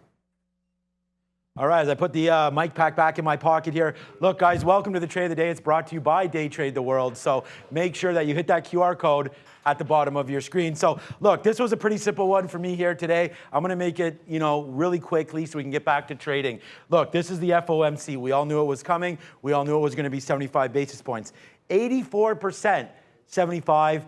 That extra 16 was hoping for that 1, but that didn't come through. So there's the drop down, extends throughout, and then at about 208, you start to sort of get that upside again, right? As you can see, bases out, never takes down that low. That's what I was waiting for. So I'm going to indicate that now on the chart for you with Apple. So I first want to show you just how crazy. If you guys have watched Trades of the Day with us before, you're going to notice, I should slow down, I'm still excited about this trade.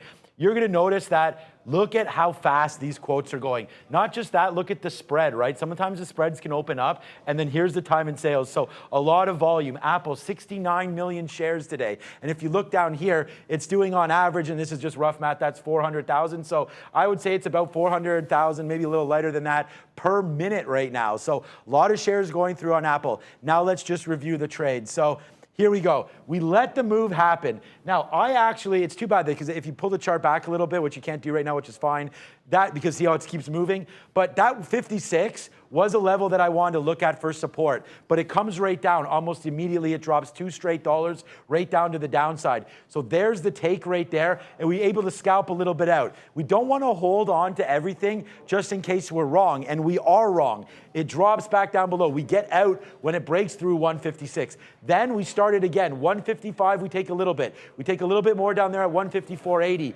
We take this trade right now because we see that bottom, right? So now we say, okay, if we break below these levels, then we want to get out. But that never happens. So we buy it, and then look at this shot up. That's 154.80. These are 20s, all the way back up. That's 156.20. So we're making like $1.40, $1.60 on some of these shares, but we don't know how much more it's going to go, right? We can't see that future, so we have to wait for it. And what happens? Look what happens now. It drops all the way back down. Notice what we don't do. We don't get too aggressive. We wait for the key levels to come through. So as Apple's falling back down, look where we start buying again. We're buying so that if we wind up losing on this trade, what we're willing to do is take a 50-cent hit. Like when we're buying 155 and our target out is 154.40, whatever that bottom is, that's a 60-cent hit. Look at the move back up to the upside. Dude, I like that look. You can go with that. Why not? Put that on the screen. Back to the downside. Now it goes back to the upside. Boom, boom, boom. Rips up again. Then, look what happens again. It gives it to us one more time. This is what's the best part about Fed, right? Is you're going to get that up and down. We have Brendan bringing the news. As Powell continues to talk, and here it is, 2:30, that's when he took this podium, and look what happened. I could say that we thought this was going to happen, but we actually did. We mentioned, and I have some videos out on Twitter too, where we were like, come on, Jerome, let's go. So Jerome Powell comes to the stage, and then it's just ignition time. We also take a 157 break right there as it breaks back up above 157. And then look at these outs. Boom, boom, boom, boom. That's 158.20, like we're taking dollars now. It pulls all the way back, gives us the bottom again. So what do we say?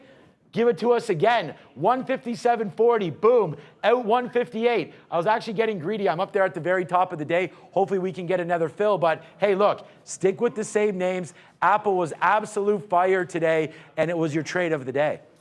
All right, if we were to look forward now, once we finish with today's events, which are coming to a close, not yet, he is still speaking. Let's look forward.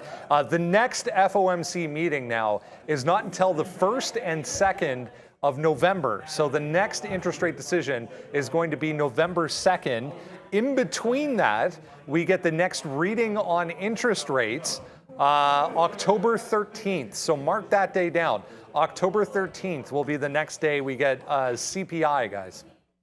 Yeah, and look, one thing that we should say is try to keep in mind, this is sort of the price action, more or less, in terms of the way it shook out direction-wise that we've seen the last few hikes.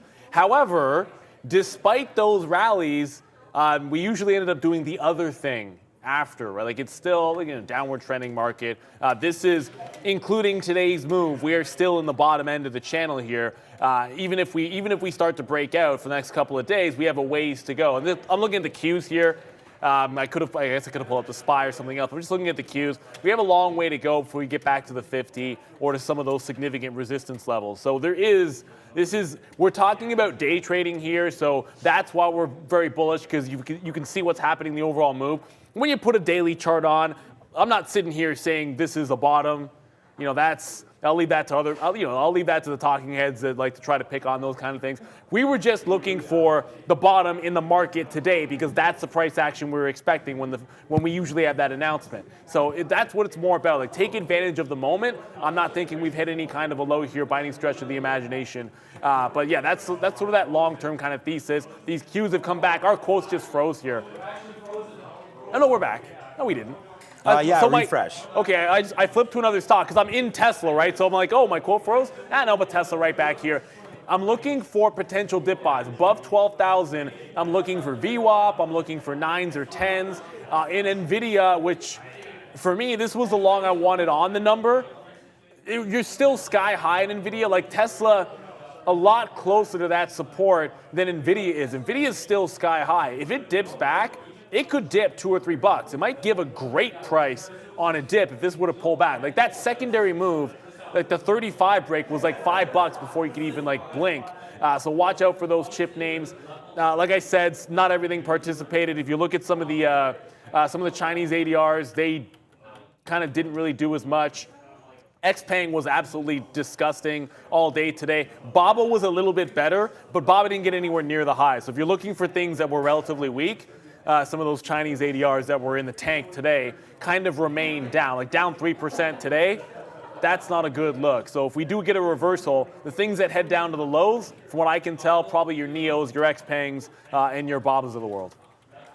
The wind is seeing what flies. No, I'm just talking about something with Justin here, because now that Justin's on board, we had like a production meeting today, and it was pretty productive, and we were throwing around some ideas.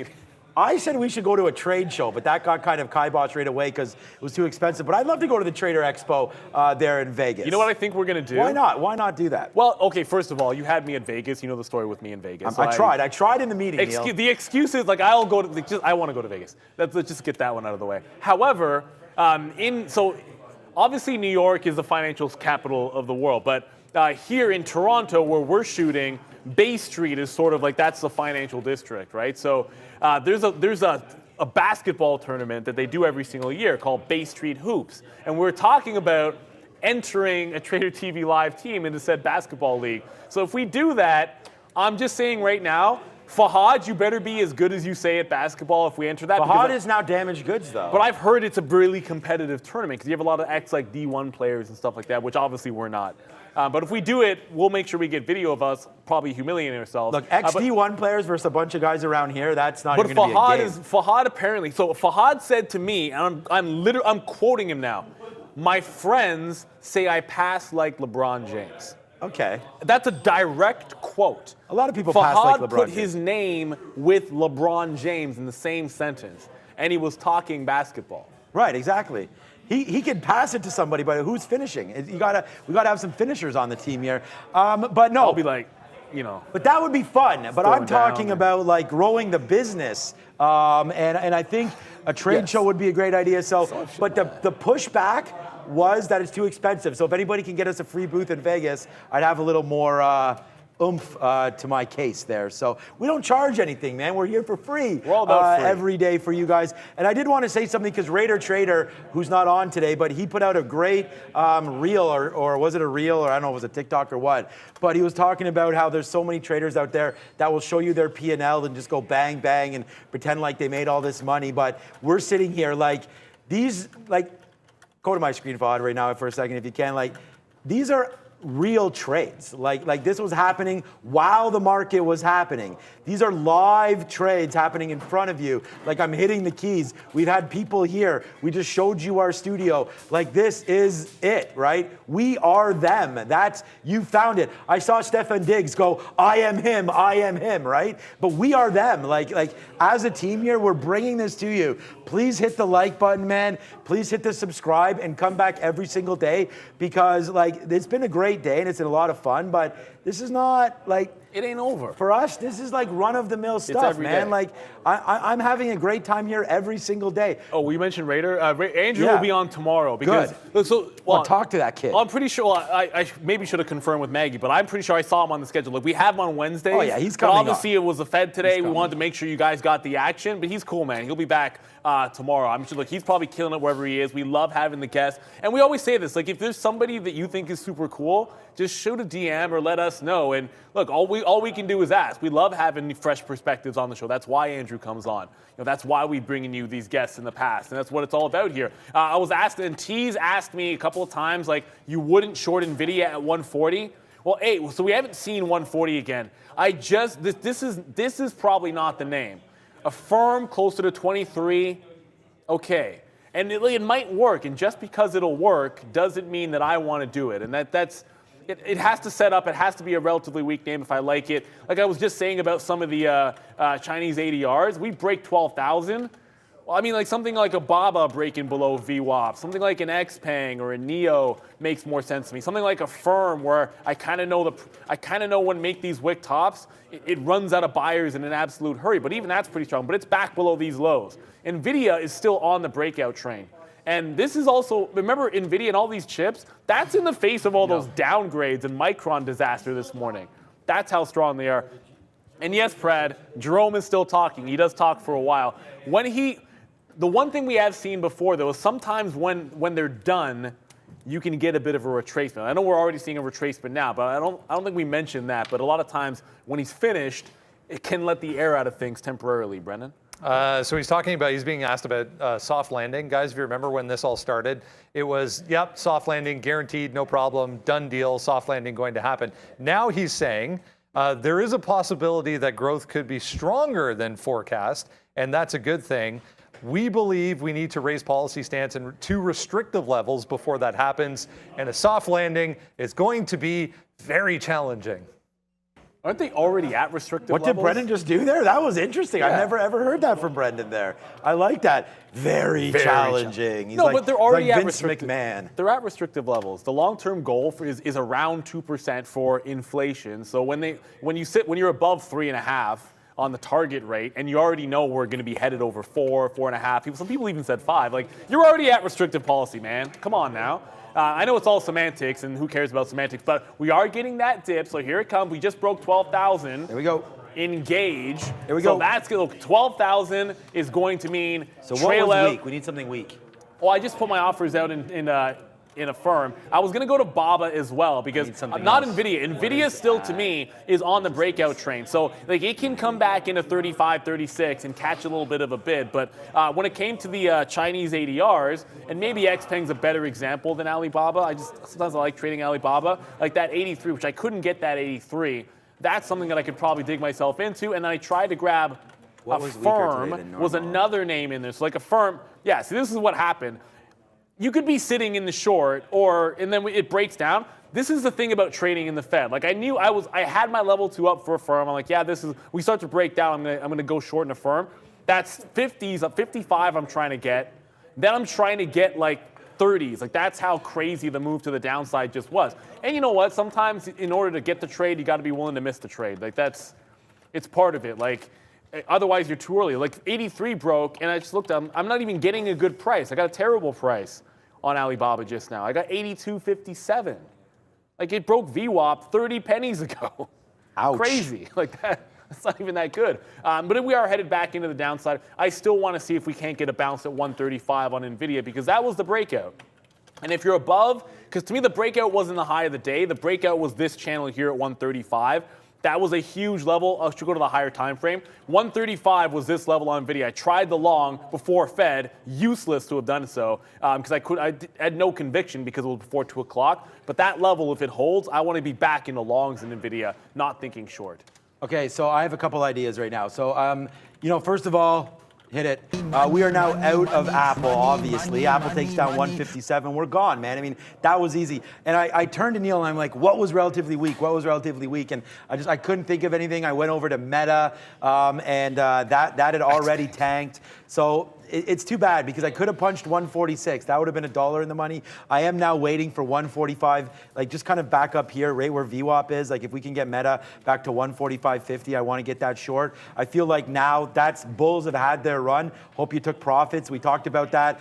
That's why we only had actually, we had nothing left of here. We only had 20% left of this trade right there. So, or no, sorry, we had a small amount of shares. I don't know what it was, but there we got out of the way there. So definitely, there you go. So. All right, my other point was Google. I wanted to go short on something, so I did pick on Google a little bit right now. So here we go. We are into that short. I want to be short Google. I mean, I'll also probably get short Meta. I don't want to blow the account up here if it's wrong, but 101.60 or so, right where this 200 period is, that's where I want to get out. So right now we're short 101.16. If I get out at 70, that's 50 cents. So let's see if we get a 50-cent move back down here for Google. But I have to watch out for Meta because Meta will also give me a short here. We could step up here and get crushed if the market does bounce back upside. There we go. We're to Google and to Meta, but we have our outs. Let's go over to Brendan for an update, and then we'll review where we're getting out. Happy to tell you guys, Mr. Powell has left the building. That was the news conference. The Q&A is over. So back to basically flat here for the overall market, guys. Back to your regularly scheduled program. He's coming over for dinner. He phoned me. Is he bringing lamb shanks? Oh shit, he does want lamb shanks. You're goddamn right he does. Okay. But you know what, Jerome, like, I got you. I guarantee you this, like Jerome just feels like a dude that, you know, he's not sitting there with like a glass of wine. He's a beer guy, I'm gonna guess. I gotta grab the good stuff. He's a guy you want to have a brew with. He just feels like that a little bit there. Bernanke, Yeah. Curry gang? Sure, we can grab some curry. Sorry, You're talking about Stephen Curry or curry food? My wife makes great curries. So, yeah, Jerome, you're definitely down for that. Okay, I missed 135. Yeah, so now Google, I don't even have the stop out there. So now Google's starting to go back up to the upside. Like Brendan said, Jerome has left the building. I'm going to give this to like 101.80 right now, maybe even 102. This is part of it. So now you can sort of start to, try to respect some of these levels a little bit here because now he's gone. So whatever's been said has been said. The market can sort of absorb everything and we'll just go from there. The market was just red, wasn't it? Not like down here at 11,900. And we just went up 100 points in literally 2 minutes. Like that was 100, that's 11,900. That's absurd. You're back now to 12,000. No wonder these shorts are getting squashed. Okay, well there it is. So now we're out. So that was a quick little out on Meta there as it went all the way back to the top side. I want to short more on this actually. That was a crazy move back up there. That was insane. So look, Nvidia is the one I wanted. I was looking at 135 in VWAP. However, if you look at this, I'm not making this up on a 3-minute, like you can see in here, like with that first channel, 135.85. Like this was this level here when we had that huge run to 140. It went to that price to the penny. 135.85. Randomly, just exactly where this candle was at 240 is where this bottomed out. I end up missing the 135 dip and end up sitting here in BABA looking short in front of that 83. If 83 breaks, I don't want to be holding a short. I'll have to get out of it. I don't want to add into it. I just got to find a way back into Nvidia because I feel like I just missed my shot in Nvidia here. Maybe maybe we can get 136 on the way back or something like that. Or maybe I can get back into Tesla if that hasn't gone yet. Like Tesla, Tesla broke 310. Like that was me getting back out when it took that 310. It got back below resistance there. So not quite as strong Tesla, but Nvidia, that's a super strong name. Yeah, I mean, I don't have enough shares to worry about this, but I'm thinking that the market, I don't know, I don't really have, and this is the thing, when you don't have strong conviction, you shouldn't do anything. But I took the short there just because that move is just ridiculous to the top side right now. But I feel like the market, we've seen this happen before, right? It's like just because Powell's done, the damage to the market has already been done, right? And maybe we are now starting to sort of just settle down a little bit. So I want to respect some of these levels. The 50 period's at 11,994. Like I would have never thought that we just would have ripped up 100 points, but we also dropped 100 points the same way. So this is where, if you're just throwing darts, not a great time to throw darts. Make sure that you are focused on what you're doing. That's why, like, I'm well aware of the shares I have, the risk that we have on, the money that we've made, the money that we're willing to give back. I still got to have, I still got to make sure I have enough left over to pay Jerome, in food, and have this come back down to the downside. So right there, here comes Google. We're short at 101.44. My out's going to be 102, where we just kind of wicked up to. Let's see if there is a retracement coming through. I don't know, man. That 101 flat there, where VWAP is, could be something. But again, charts are a little bit messed up here for Google. But my out's going to be 102. And on Meta just flew right back down a little bit. I feel like I want to hold on to this one because this is weak against the market. So if the market does fall, we're light on both of these stocks. But if the short's in, we'll cash out. We do have our areas here. 147 out for Meta.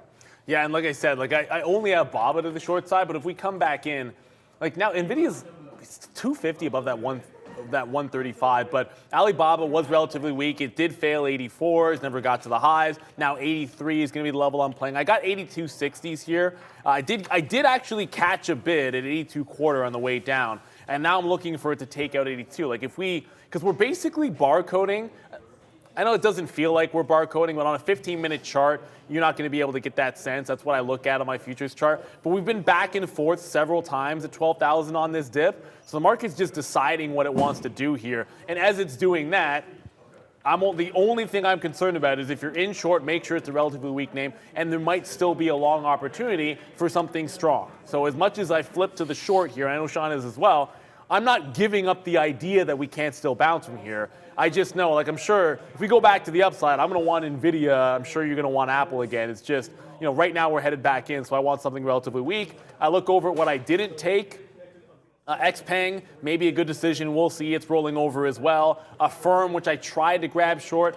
There's always a price you're not willing to pay. If I had chased Affirm all the way down, maybe I'll show my 3-minute chart.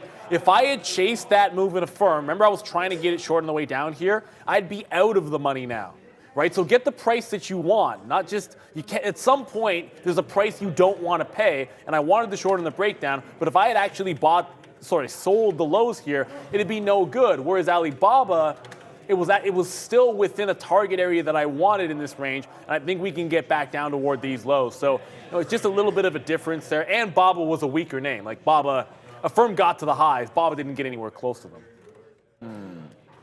Yeah, we're headed down there. I mean, the shorts are fine right now. I was looking, I'm going to put a piece out.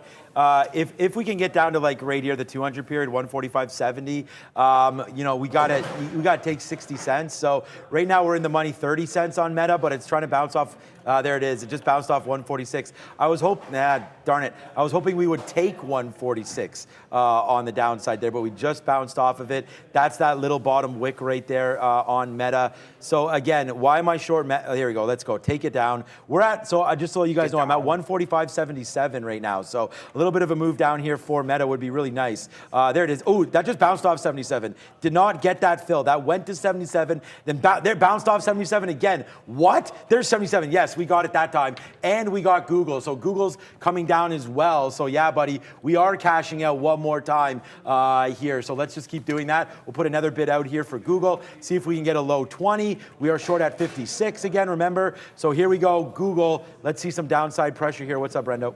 Speaking of Google, Dolby just popping up to the downside, in fact, on volume. Google saying they want to take on Dolby with new open media formats, including audio-based ones. So heads up, DLB in New York. Fair warning, though, pretty thinly traded on this, but big move down there. Yeah, I just saw like a good question. Not a question. I almost heard Adobe there. That is what it was. Not Dolby. Oh, I thought it was Adobe. No, I thought he was talking about. He said Dolby.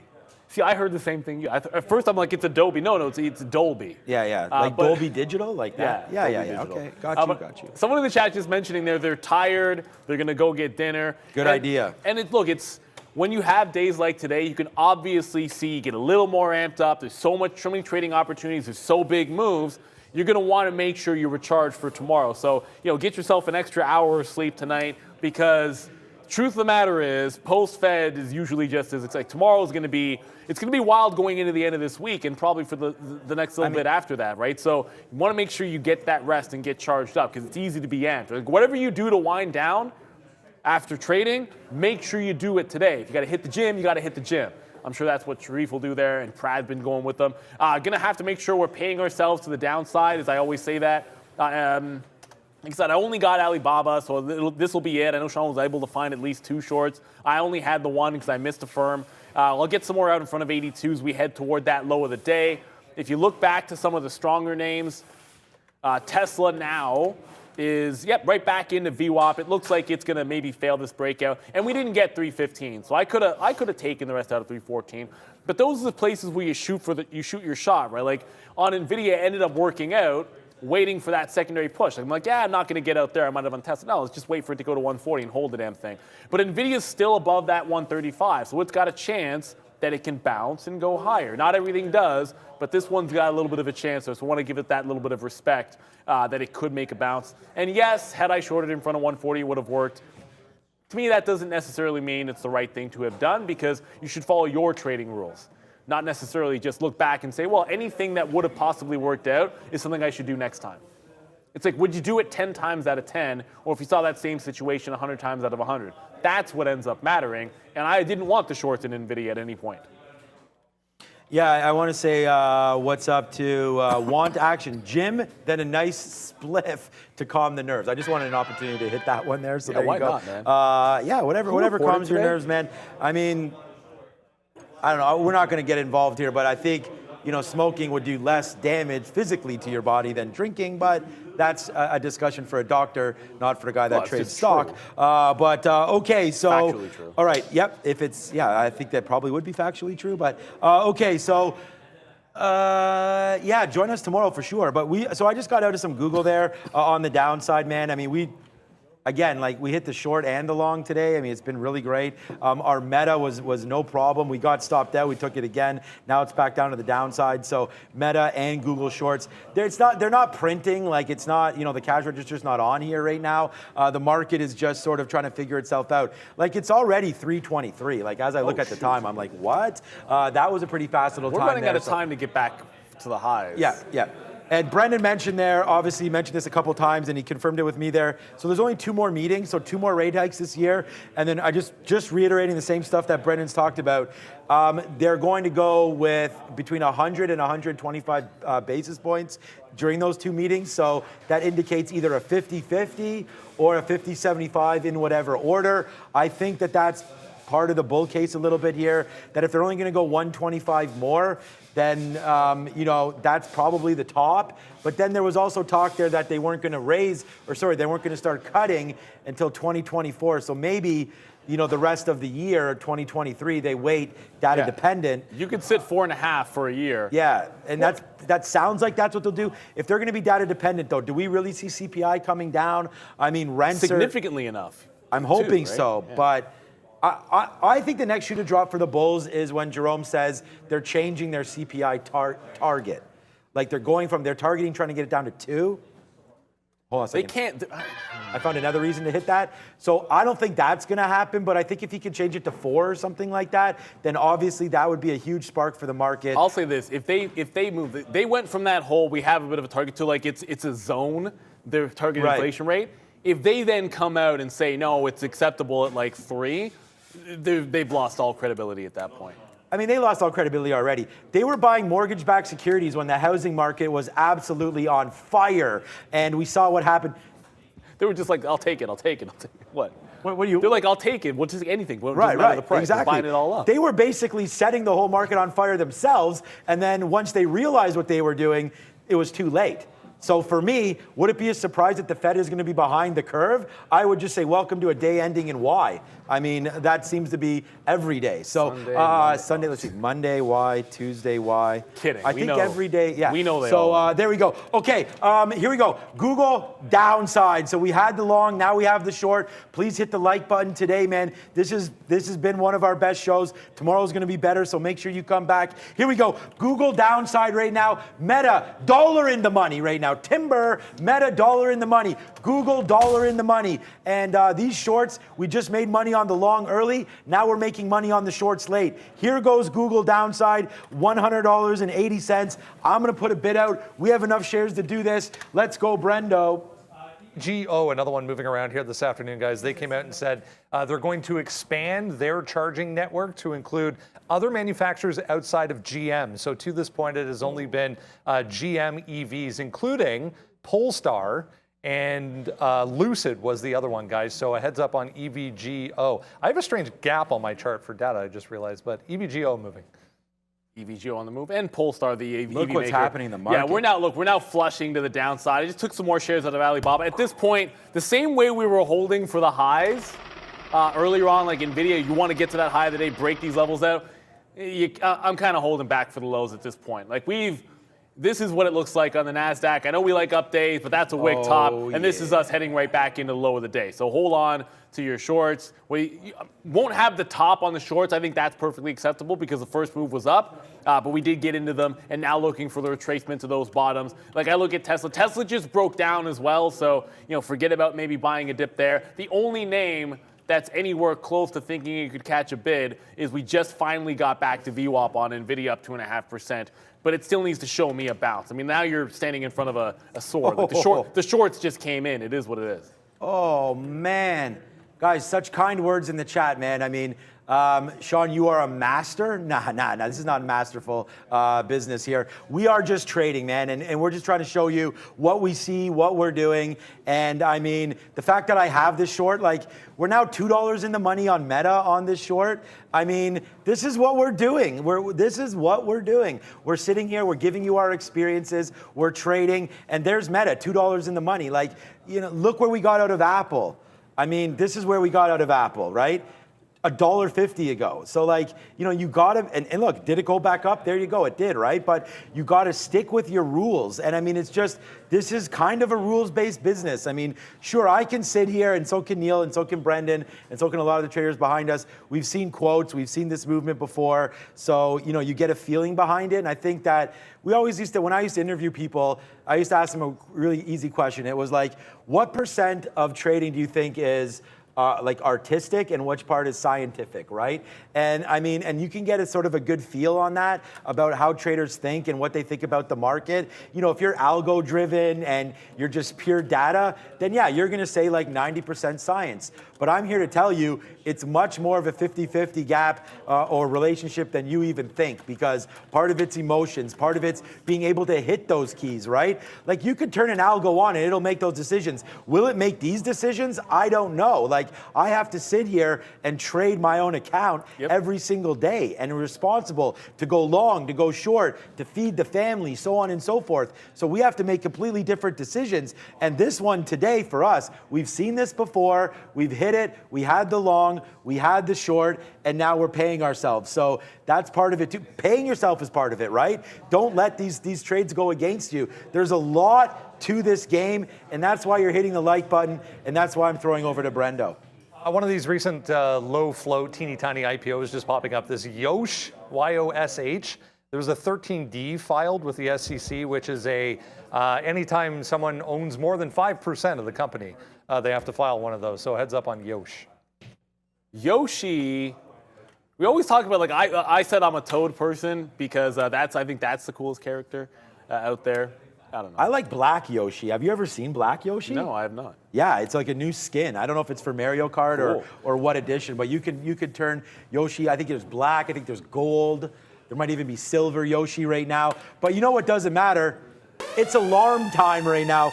Wake up out there, guys. What a great show.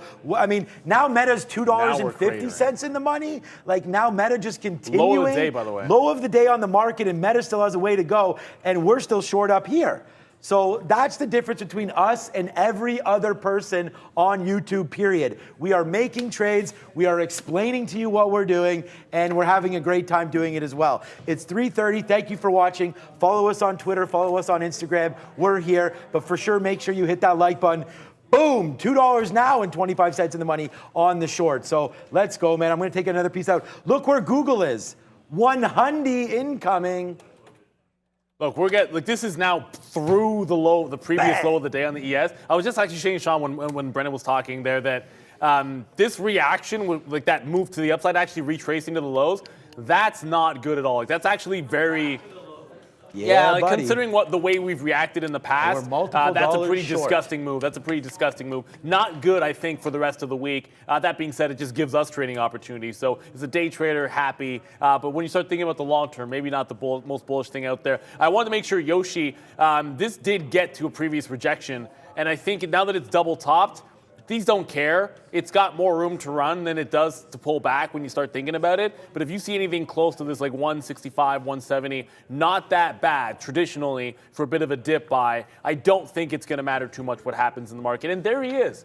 Chef Henry, thank you so much. Sir. Thank you for everything, Chef Henry. Of course, not just the wings and everything, but thank you for the super chat. We taught you to be patient. I feel like you guys have taught us to be patient because you get on us when it's like, yeah, why'd you get in so early? And it's like, yeah, you're right. Got in too early there. Why'd you fight that stock? Yeah, you're right. Fought that stock a little bit. Talking it out, sharing with you guys helps everybody to get better. So thank you so much. He said he went from his second worst day of the year, held a short, now a great day. I don't love that. Look, man, I don't love holding through the Fed. Hey, when it works, but if it works, it works. But here's the thing. If you had an out, like if your notion was, like let's have a look here. Like I was sitting in a Tesla short, right? Like if I had the short, let's just say I had the short and I was like, my stop was the high of the day. Like you were sitting in the short off the highs and it's like, this is your stop if it breaks like say 314. Okay, well it didn't break. If you had yourself an out and you held through it, congratulations. But as long as you had rules behind it and it works for you and it works 10 times out of 10 or 5 times out of 10 or 6 out of 10 more realistically, then that's all that really does matter. Holding through the Fed is not something that we do. We never really advocate that usually because I tend to find that you end up getting blown up more often than not because of that whipsaw action. No, for sure. I mean, you saw me get out of that Micron for whatever that was, and then it dropped absolutely $2 to the downside. And yeah, just thank you to everybody, man. The super chats are starting to come in now. Thank Mr. Englewood there. You're the man, masterful. Nah, stop calling the master there. We are showmen as well, for sure. So thank you for that. That's what makes the show go. What's up? Some rupees getting thrown down here. DXY, really big rally. You are right about that one. Thank you so much for that. Buy some shares of UUP for the next 2 weeks. Why not, man? I mean, if you think the dollar is going to continue to go up, that's a great name. Thanks for bringing that to everybody's attention. Here's another one. What's up, Ronnie? GGII, sure. Buy the dip now. So a little bit of advice there from Ronnie on GGII as well as HPCO. Thank you so much, Ronnie, for that one. And then thank you so much, Chris L, man. So that's a little bit of super chat right there. Thank you so much for everybody. Great show. And again, Chris, man, just thank you for coming on the show and just watching us here in the chat and for the super chats. We now only have maybe Brendan. Oh, there it is. I was just going to say, maybe Brendan has the imbalance number, but he got something else right now. What's up, Brendan? Yeah, I'm just going to mention, guys, some of the rates making moves back to the downside. Here's the 10-year right now. Look what happened. This actually printed up here. Huge wick back downside now on a reversal for the 10-year. And yeah, the dollar still pushing higher. We touched 111.5 multi-year highs for the dollar. Trying to retrace a little bit, but huge strength in the dollar. Rates, though, coming back in. And sort of speaking of coming back in, like obviously the one name that I didn't want to really look for the short, and I get it, 140 would have been a great entry price. I'm back into taking a consolidation long as I see the market just bounced off the lows, the ES that is. The NASDAQ didn't quite get to its lows. So I just want to get into this consolidation here, give it a shot to hold a higher low, and then it can bounce back. Like that's sort of, if it ends up being a stop, it'll be a much tighter stop than anything we would have had earlier when we were going long because it's not off of that same support. Originally, it was 132.5, 133 that we're going long in Nvidia. This is a little bit higher than that. So I want to be a tighter consolidation. I'll give it to this 133, like 80s and 90s, just beneath 134. If we can get back up, fair enough. But like I said, it does feel there's a little bit of a bearish move to this and tinge that I do feel. I look back over at something else that was relatively strong. Apple will load up here. Again, this is also bouncing off a higher low, that 155. But you can't let it reclaim those bottoms. If it breaks support, I don't want to be holding on to it. Like I would get out, if I had it, I'd be getting out 155. And Nvidia, I'm getting out if it breaks that 154. Tesla, different story. It is more or less at that low of the day right now, getting very close to it. But you are getting a consolidation off these bottoms. The imbalance is insignificant today. It's tiny, and it doesn't matter as much on a Fed day in general, unless it was think it would have to be. Yeah, I mean, it's only 98 Yeah, million. it has to be like well over $1 billion for me to care about the imbalance today. I think it still could come out for that, but right now we're not right really now. trending the right direction. Just quickly here, and again, I want to go over because we've been getting some super chats. So big thank you again. We already did you, Chris L. Thanks for that one. Thanks to Dewey as well. You've been on the show before and super chatted us for sure. And then I recognize this face. What's up, my main man?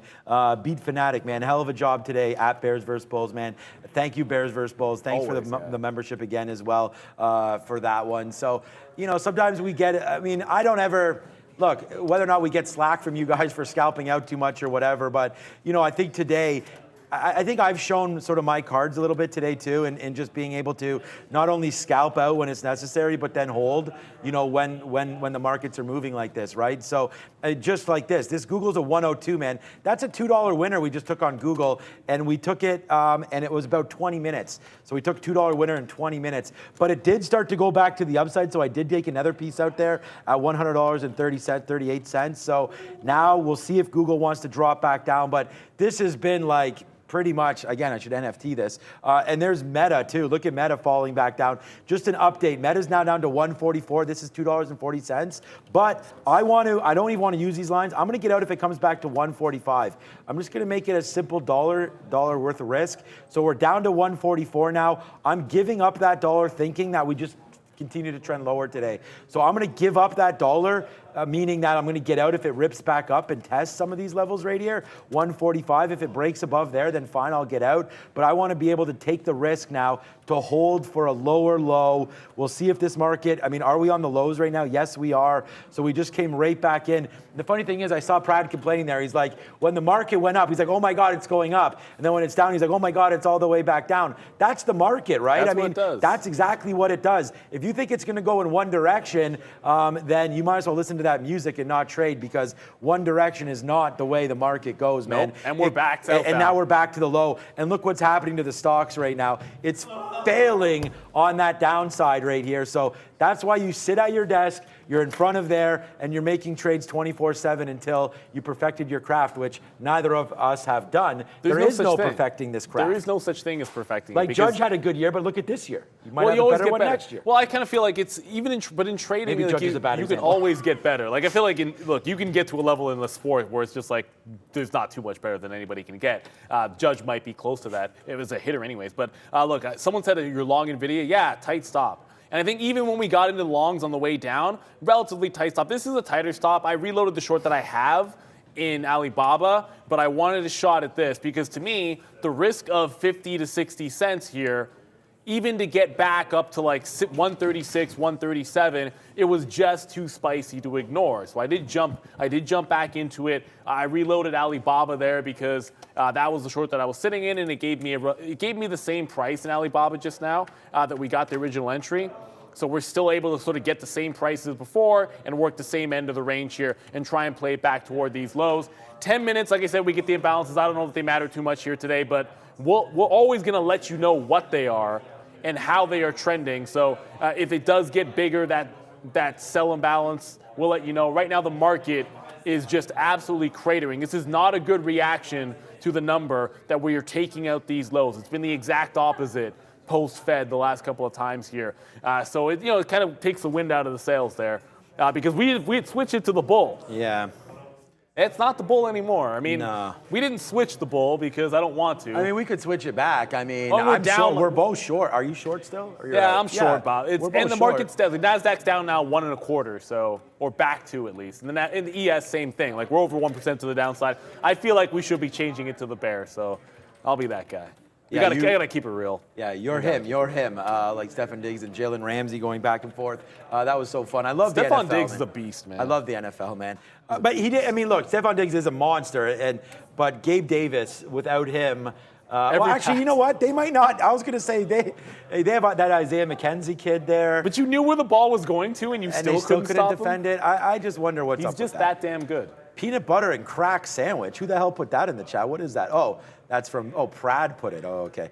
What a surprise. Okay, so yeah, now we're going there. Let's keep going to the downside right here as we keep going down. Look at what Google's doing, man. Like, we are him right now. Google, like, we're short now. $2 in the money on Google. And guess what? Meta short.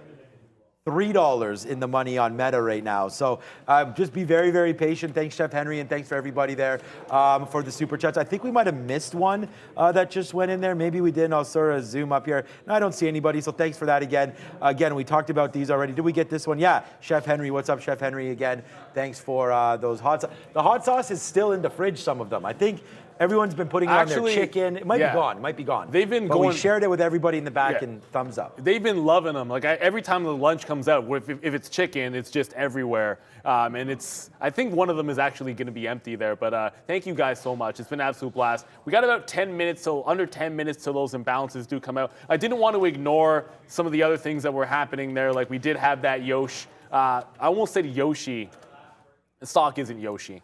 Yosh that Brendan brought to us. I actually was talking about, like, yeah, you know, buy the dip in front of 170, then didn't actually go ahead and do it because I didn't feel like trading a small cap, but it looks like it wants to hold that channel. Not a huge move. You're only bouncing 10 cents, which I suppose is good for a dollar stock, but not a gigantic move back into the upside. Seems like it's going to fall apart unless the volume starts to pick up here. You can't see the volume, but trust me, it is dwindling in volume in this last little bounce. So if you're watching that, just be a little bit careful going to the long.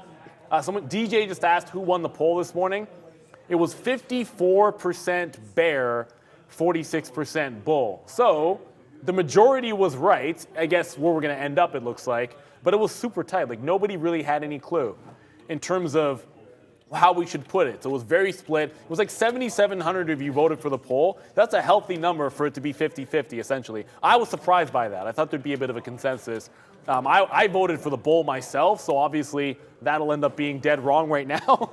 I thought we were going to head. You can vote in polls. That's nice. Well, that's right. Sean can't vote. We'll get it figured out. We'll get it figured out. For whatever reason, YouTube doesn't want Sean to vote on our polls. I don't know why. Did you see? But I was going to. No, go ahead. No, I was going to say, did Brendan, did you talk about Jamie Dimon's comments yet? What did he say? Crypto? No. So, yeah, Jamie Dimon came out basically, and he's just kind of throwing some shade on this kind of stuff. It's just following the market. It went up, it went down. Just saying that stablecoins should be regulated, that all cryptocurrencies are Ponzi schemes.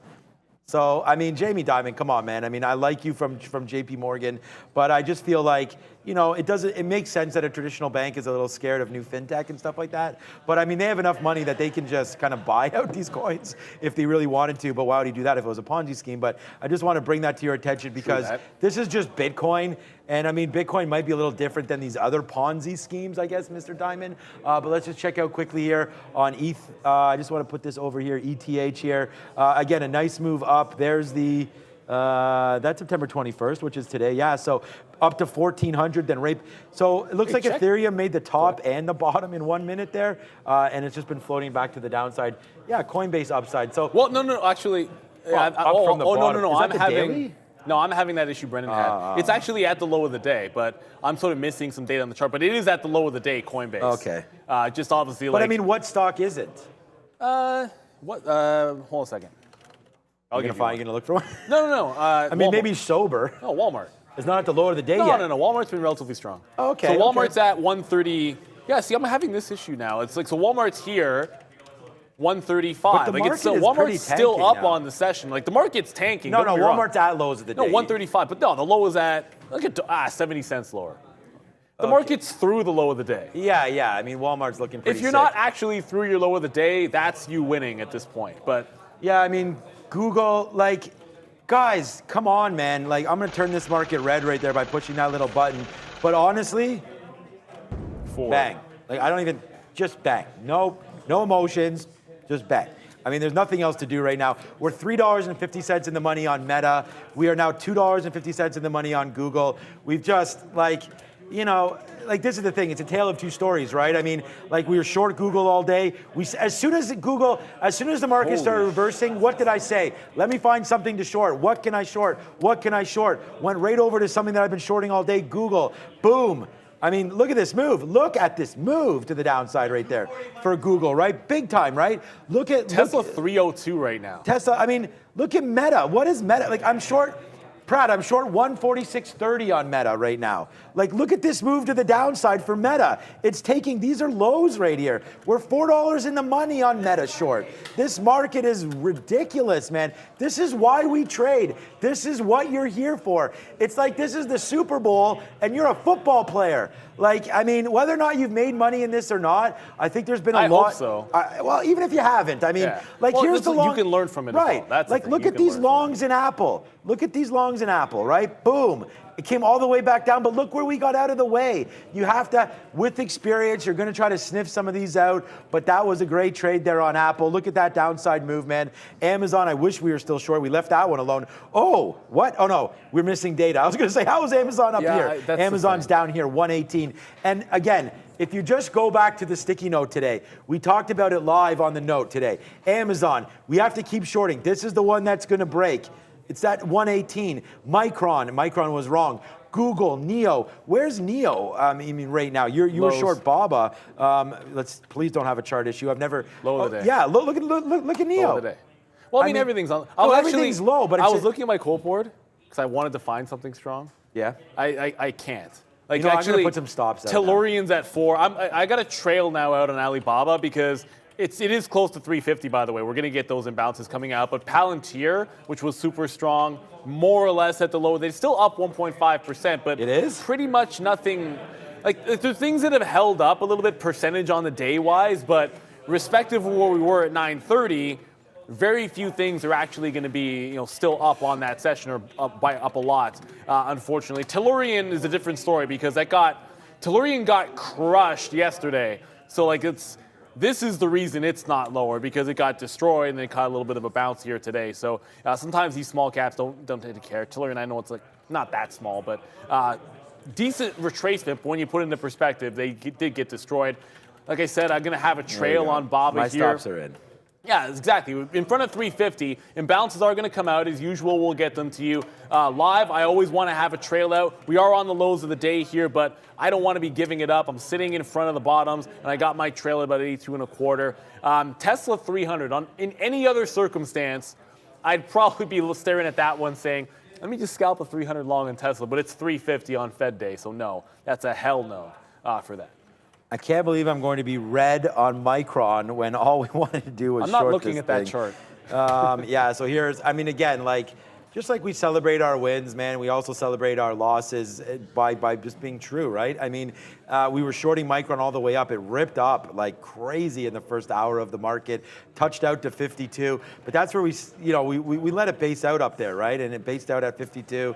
Then we went short at 52 and was able to cash it all the way down here to 51.16 or 51.20. So, the short definitely ran us over here. And we're red on the stock on the day. So it's not like I'm showing you this to say like that we're up on it because we're not. And then we shorted it again and we got out right before Fed because I said I'm not holding anything into Fed, which is fine. I'm glad. I would never do that. And now you're breaking back down below $50. But I mean, we're only a couple minutes until the imbalances. We'll call those up. I'll get rid of ARCA here for you because, again, that's the NYSE Amex. We don't, unless you see us trading something with a .am here, like that's meta.nq, and NQ is for NASDAQ. Like, I'm exhausted right now, to be honest with you. Okay, so these are going to update very, very soon. Oh, let me give you an update. So Meta, my out will be 143.50. If Meta comes back to 143.50, I'm out. If Google comes back to... Where's my price on this one? 99.80, we're out. So 99.80, we're out. So I'm just giving it a little bit of a retracement back here. They'll still be absolutely monster winners, so no worries on that one. Here we go with the imbalances coming out in 2 and 1. Let's see what this market wants to do. Okay, well, Apple's a buy, yeah. So that's probably going to send the market up. Nvidia's a buy, Amazon's a buy. Let's look at Nvidia, because I know that's a name that you were trading. 700,000, already starting to get paired off. You could see Nvidia, I mean, we got to zoom in a little bit more there just to see where these moves are, but Nvidia right there, kind of not doing anything on that buy. Apple's a buy. Let's see if that did anything. That's still the Nvidia chart. So switch it over. Yeah, I mean, Apple got off the bottom. Apple went up about 50 cents. I guess we're getting close. I don't know if Meta's a seller or not, but that's accelerating to the downside right now. I don't see Meta on here. There's Google. Both Googles are buys, so that's bad for me. But whatever. I don't really see much else. A buy. It's mostly buy, with the exception. What was the number, Brendo? Ford's a sell. It came out 100 to sell. That's it. So, Not much there. I'm surprised because a lot of those big value names like Nvidia, Amazon, Apple, they're all buys. So I'm a little bit surprised it's a sell, but it's a net number. So net sell on that one. It's really great, I just man. trailed out, so I don't know. We just I'll bounced a be little trailing bit. out soon probably here. I might as well just get out. I mean, there we go. We're out of Google. Google ripped back upside. I'm going to get out of Meta if it takes 143 flat. I'm not going to give up the 50 cents. 143 flat out on Meta, okay? You know what actually held today? Ford, that 13 level from yesterday on Ford. 13. So we got to put that for 13 tomorrow. was a pretty big bottom. Ford got destroyed yesterday, and the only mistake was not holding on to it long enough because I kept thinking it was going to catch a bid, so I didn't hold on to the short. But 13 was a low. 13 is a low today. 13 is going to be the bid to look at tomorrow for Ford. That's a pretty easy one. I tend to think anything that look at in a liquidity vacuum. What are the levels that held? Like think about those, not in both directions, right? Like resistance that held, support that held, GM. Yeah, see any of these names. If I hadn't called up the stock earlier, then I'm missing a lot of this trade action here. But GM, that'll be on its lows of the day. Apple was relatively strong. Nvidia, for its part, you know, it's fighting the good fight. It did eventually. And this sort of thing, if I had actually only gone long at our original price, that held up. But that probably has more to do with the timing of 350 buy imbalances coming out. So Nvidia is going to end up bouncing off those lows. I'm going to respect that 132 to 132.5 in tomorrow's trade. I don't know if we'll see 140 again, but that top was pretty spectacular. Tesla, which rejected big time. I know what I'm looking at tomorrow for Tesla. If you're not looking at 300, I don't know what you're watching. All right, so I tweeted this out before even, I don't know what time I tweeted this out at, before Fed, 11:23, right? Like one of the many reasons why I'm here every single day grinding this out. Man, we do it for the family, man. I mean, this is what got me going here again. I gotta change this. This just showed up on my phone and I was like, oh my God, for me, this is what it's all about. So thank you for all the likes. Thank you for everything as well, man. This is what we're all about here. This is why we do it. I just, trying to be as real as we can. I mean, we're real people here. We've had a lot of people come through to our office and see the setup that we have here. We're very proud of what we've been able to build. And we started from the bottom, now we're here, right? So 350,000 subscribers, and that's that, man. Our team is getting bigger and better. What if we had the addition of Fahad, which has been a fantastic one. Unfortunately, we are going to be losing Maggie. We talked about that with Justin coming through, but we're really happy to have Justin on board very, very soon. And I'm proud of Maggie. I mean, she's going to go to different opportunity, and I'm really happy to have had her grow with us and everything. So very, very good. Social media there. Liz is part of our team. Katrine on the sales side of things, and we're really making things happen. And it's a lot of it is due to you guys, man. And thank you for watching. Thank you for continuing to supporting us. Thank you for the super chats. And let's go, man. And we got the bigger and better desk. Wait till they see what's going on over there beside us. We're gonna have like a forever green screen. This isn't the That's shower or anything. Not, it's if you gonna can be get pretty that high. Fahad. I don't know if that camera's set up. It's Do we have probably a shot? not. But No. anyways, a lot of big things happening here. We're doing it for you guys and for ourselves. Let's be perfectly honest. I mean, we're making trades here. We're putting our trades on the line for you every single day, showing you what we're doing. Wow, new 52-week lows, Meta, new 52-week lows, Microsoft. It is ugly. New 52-week lows, Google. Rumble back down to 12. That's going to break 10 soon. I do not like Rumble. Beyond Meat, by the way, is $15. So how about that? I was talking about Beyond Meat as running into the ground for a long time, man. Comcast. I mean, some of these names like Comcast. You know what sucks is like any lows. shorts you had this morning. It's just like, oops. Don't look back. No, I know. It's like, yeah, I just looked.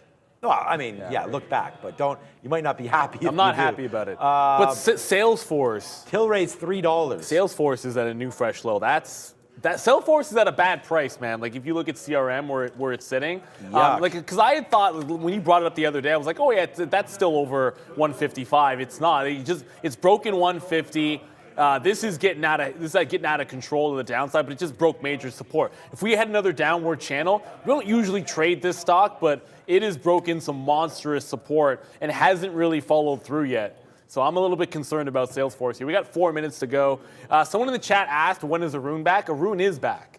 If you tune into the morning show, right? Like he does his futures update. Arun is kind of like our backup. Like he sits in the chair when one of us is gone. When he was away, we had Luca. He did a fantastic job. Yeah. I know you all loved him, but the next time one of us is off, you're going to see Arun. He'll be here doing his futures update.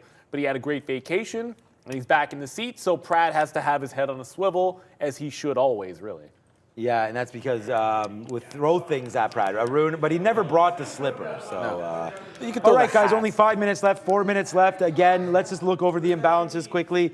I am losing my voice. I am dead Like tired. you're looking around, you're ready and in case something gets it's just flying going to be a at you. good never night heard that tonight, before? man. Really happy. We'll celebrate some of these victories. But the thing is like celebrations be damned, because the casino opens tomorrow again. Rest up. So That's, you know, I actually say on a day like today, especially true. Like the more active it is, the more trades you.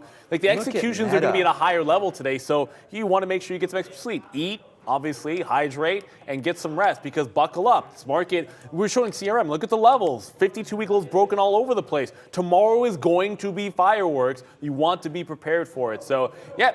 We'll celebrate for sure because it was a fun one, but rest up and get ready for tomorrow. We're right back at it at 8:30. Yeah, not too much celebrations. All right, so did we, look at Nvidia. Okay, so no, look at Meta here. Meta now $4 in the money. I mean, that's what we're talking about, man. That's exactly what we're talking about. Have the ability to try to hold on to some of these things. We said our stop was going to be 143. I mean, this is literally $4 in the money now. You can see the position that I have. It's up on the board right now. What up, Tony the Tiger? Yeah, big time movement to the downside here today. Everything 52-week lows. Do not look at your portfolio. An hour ago, I was like, look at your portfolios. Do not look at portfolios. Well, it was good right at that now. moment. It was good at that moment. I'm going to end the meta trade right now. Bid, enter, bang, right there. So that's it. Meta trade out. $4, $3.93 as the winner on this meta trade. We're out of that one. We'll put that in our pipe and smoke it. No, don't put your trades in your pipe and smoke it. That might not be a good idea. But they're digital. You can't anymore. That's right. But before we get out of here, I do want to acknowledge a couple of things. Thank you, Michelle Meir, for the super chat. I wouldn't be a success without all of you. I'm indebted to each of you. Thank you for tuning in, is all we got to say. And thank you for the super chat. It's all about learning. That's what we try to do. And I don't want to forget, of course, thank you, of course, to us sponsoring the afternoon show as well. Live trading by tradertv.live. That's us, baby. We're up there. But our sponsor, True Trading Group. Remember, check them out at 4 o'clock. You can see the link up there. They've been fantastic for us. Pretty much been fans and friends of the family for the last little bit and doing a bang-up job as well. As always, in the chat, it's been wild in the chat today, so Bears versus Bulls. Doing a great job. Thank you for everything that you do, because as we grow, we do require someone with your talents to be able to manage that chat. And for anybody, if we miss super chats, I apologize right there. If we miss questions, we can't get to them all. We do our absolute best, but on days like today, the market's moving. We're trying to give you the goods, and hopefully we delivered again. We're going to deliver with Tony. It's going to be him on the bell today. It's been an absolute banger of a day. And I know tomorrow is going to be nuts, man. Like, I feel like I was pulling up my quote board, the number of stocks that are at these sort of inflection areas to the downside after today, it is numerous. It is going to be wild. Yeah, so only 10 seconds to go, man. We just, we got out of, a minute to go. We got out of meta there as, the market. Just make sure you cancel all your stop orders and stuff because you don't want to get into a trade here in the last couple seconds because you left an order out or something like that. So please check all your pending. Make sure you hit the like. So we're getting close to a record here. Well, it's only 2K, but still 6,000 watching. Hit the like button if you can. With only 30 seconds left in the day. What a crazy one. Look at this trade on Meta for you guys. 146, that's $4. We just took clean on Meta to the downside, and it's still going. If we could hold, I probably would, but the market is coming to a close with only 10 seconds to go right now. It's Tony on the bell. He's got his Tiger shirt on. 7, 6, throw over to Tony. 4, 3, 2, let's do it. All right. So, Neil, wow. I'm pretty exhausted. That was a great tired. show. Again, thank you for all the praise on the chat, but honestly, the show wouldn't be anything without all of you. So we had what, 4,000 likes for our first show, including the midday show. Add that up again, man. We're very proud of everything that we're doing, and we're really happy that you guys are with us. Yeah, we can't say it enough. Thank you guys so much. I mean, UVXY went ape, you know what. Google down to 100 again. Tesla down to 300. Actually closed just shy of 300 even. So the retracement backing up, up and down, was completely insane. Brendo, I think we have an idea, but how did we finish the day, buddy. What a day. What a move in the overall market. We go down, we go all the way back up, and then all the way back down again, and finish basically at the lows. Yeah, we are at the lows here for the session, guys, for the NASDAQ and the S&P at least. 1.8 there at the end of the day. S&P about the same, 1.76, the Dow 1.5%. But what a wild ride throughout the Fed, guys. Down, up, and all the way back down again. We had that roller coaster animation. We got to get some new animations going on. Nah, we don't need to do that, but we'll just go, yeah, because it was a good show here today. And so, again, man, just a big thank you to everybody. That was wild. So it looks like the Fed's going to go 100 to 125 in the next 2 meetings. They've talked about that. There's only 2 more this year. So we'll see what comes from that, right? And then we'll just move on. So that's going to happen. So, you know, the target rate up there, 1.25 bips more than this, or 125 bips more is where we're expecting. Jerome came. He did the damage, and now we'll see what happens tomorrow. I wouldn't be surprised if we get a little bit of a relief rally just because of so many names are at their 52-week lows. But, I mean, I don't know. As expected, I guess. I'm going to be interested to, like, you know, hear what some more people have to say, read a little bit more information out there, see what Jerome and where we're going, see that dot plot, things like that. But, hey, there's still lots happening in this market. And like I said, the casino's open tomorrow at 8:30. We'll be back. You better believe it. It's what it's all about. Usually you end it off. I mean, it doesn't matter. I can end it off, but we're getting too close to these bottoms for us not to be excited about the trading opportunities we have. Thank you so much for the entire team down the line. My man Sean, Brendo at the desk, doing a fantastic and bang-up job. We had Fahad and Lucas making the show a fantastic midday. Sharif killing it with our main man, Trader Prad. And yes, Arun is back. He's with us in the mornings every single day. The entire team, our social team, doing a bang-up job. We've mentioned Maggie as well. Yeah, everybody. And Justin, of course. Tune in tomorrow, 8:30. We're going to have Raider Trader back in the afternoon. He wasn't here today. We'll be back at 8:30 in the morning. We got Angel Raider in the afternoon. It's going to be a wild one. Trader TV Live. Bye, guys.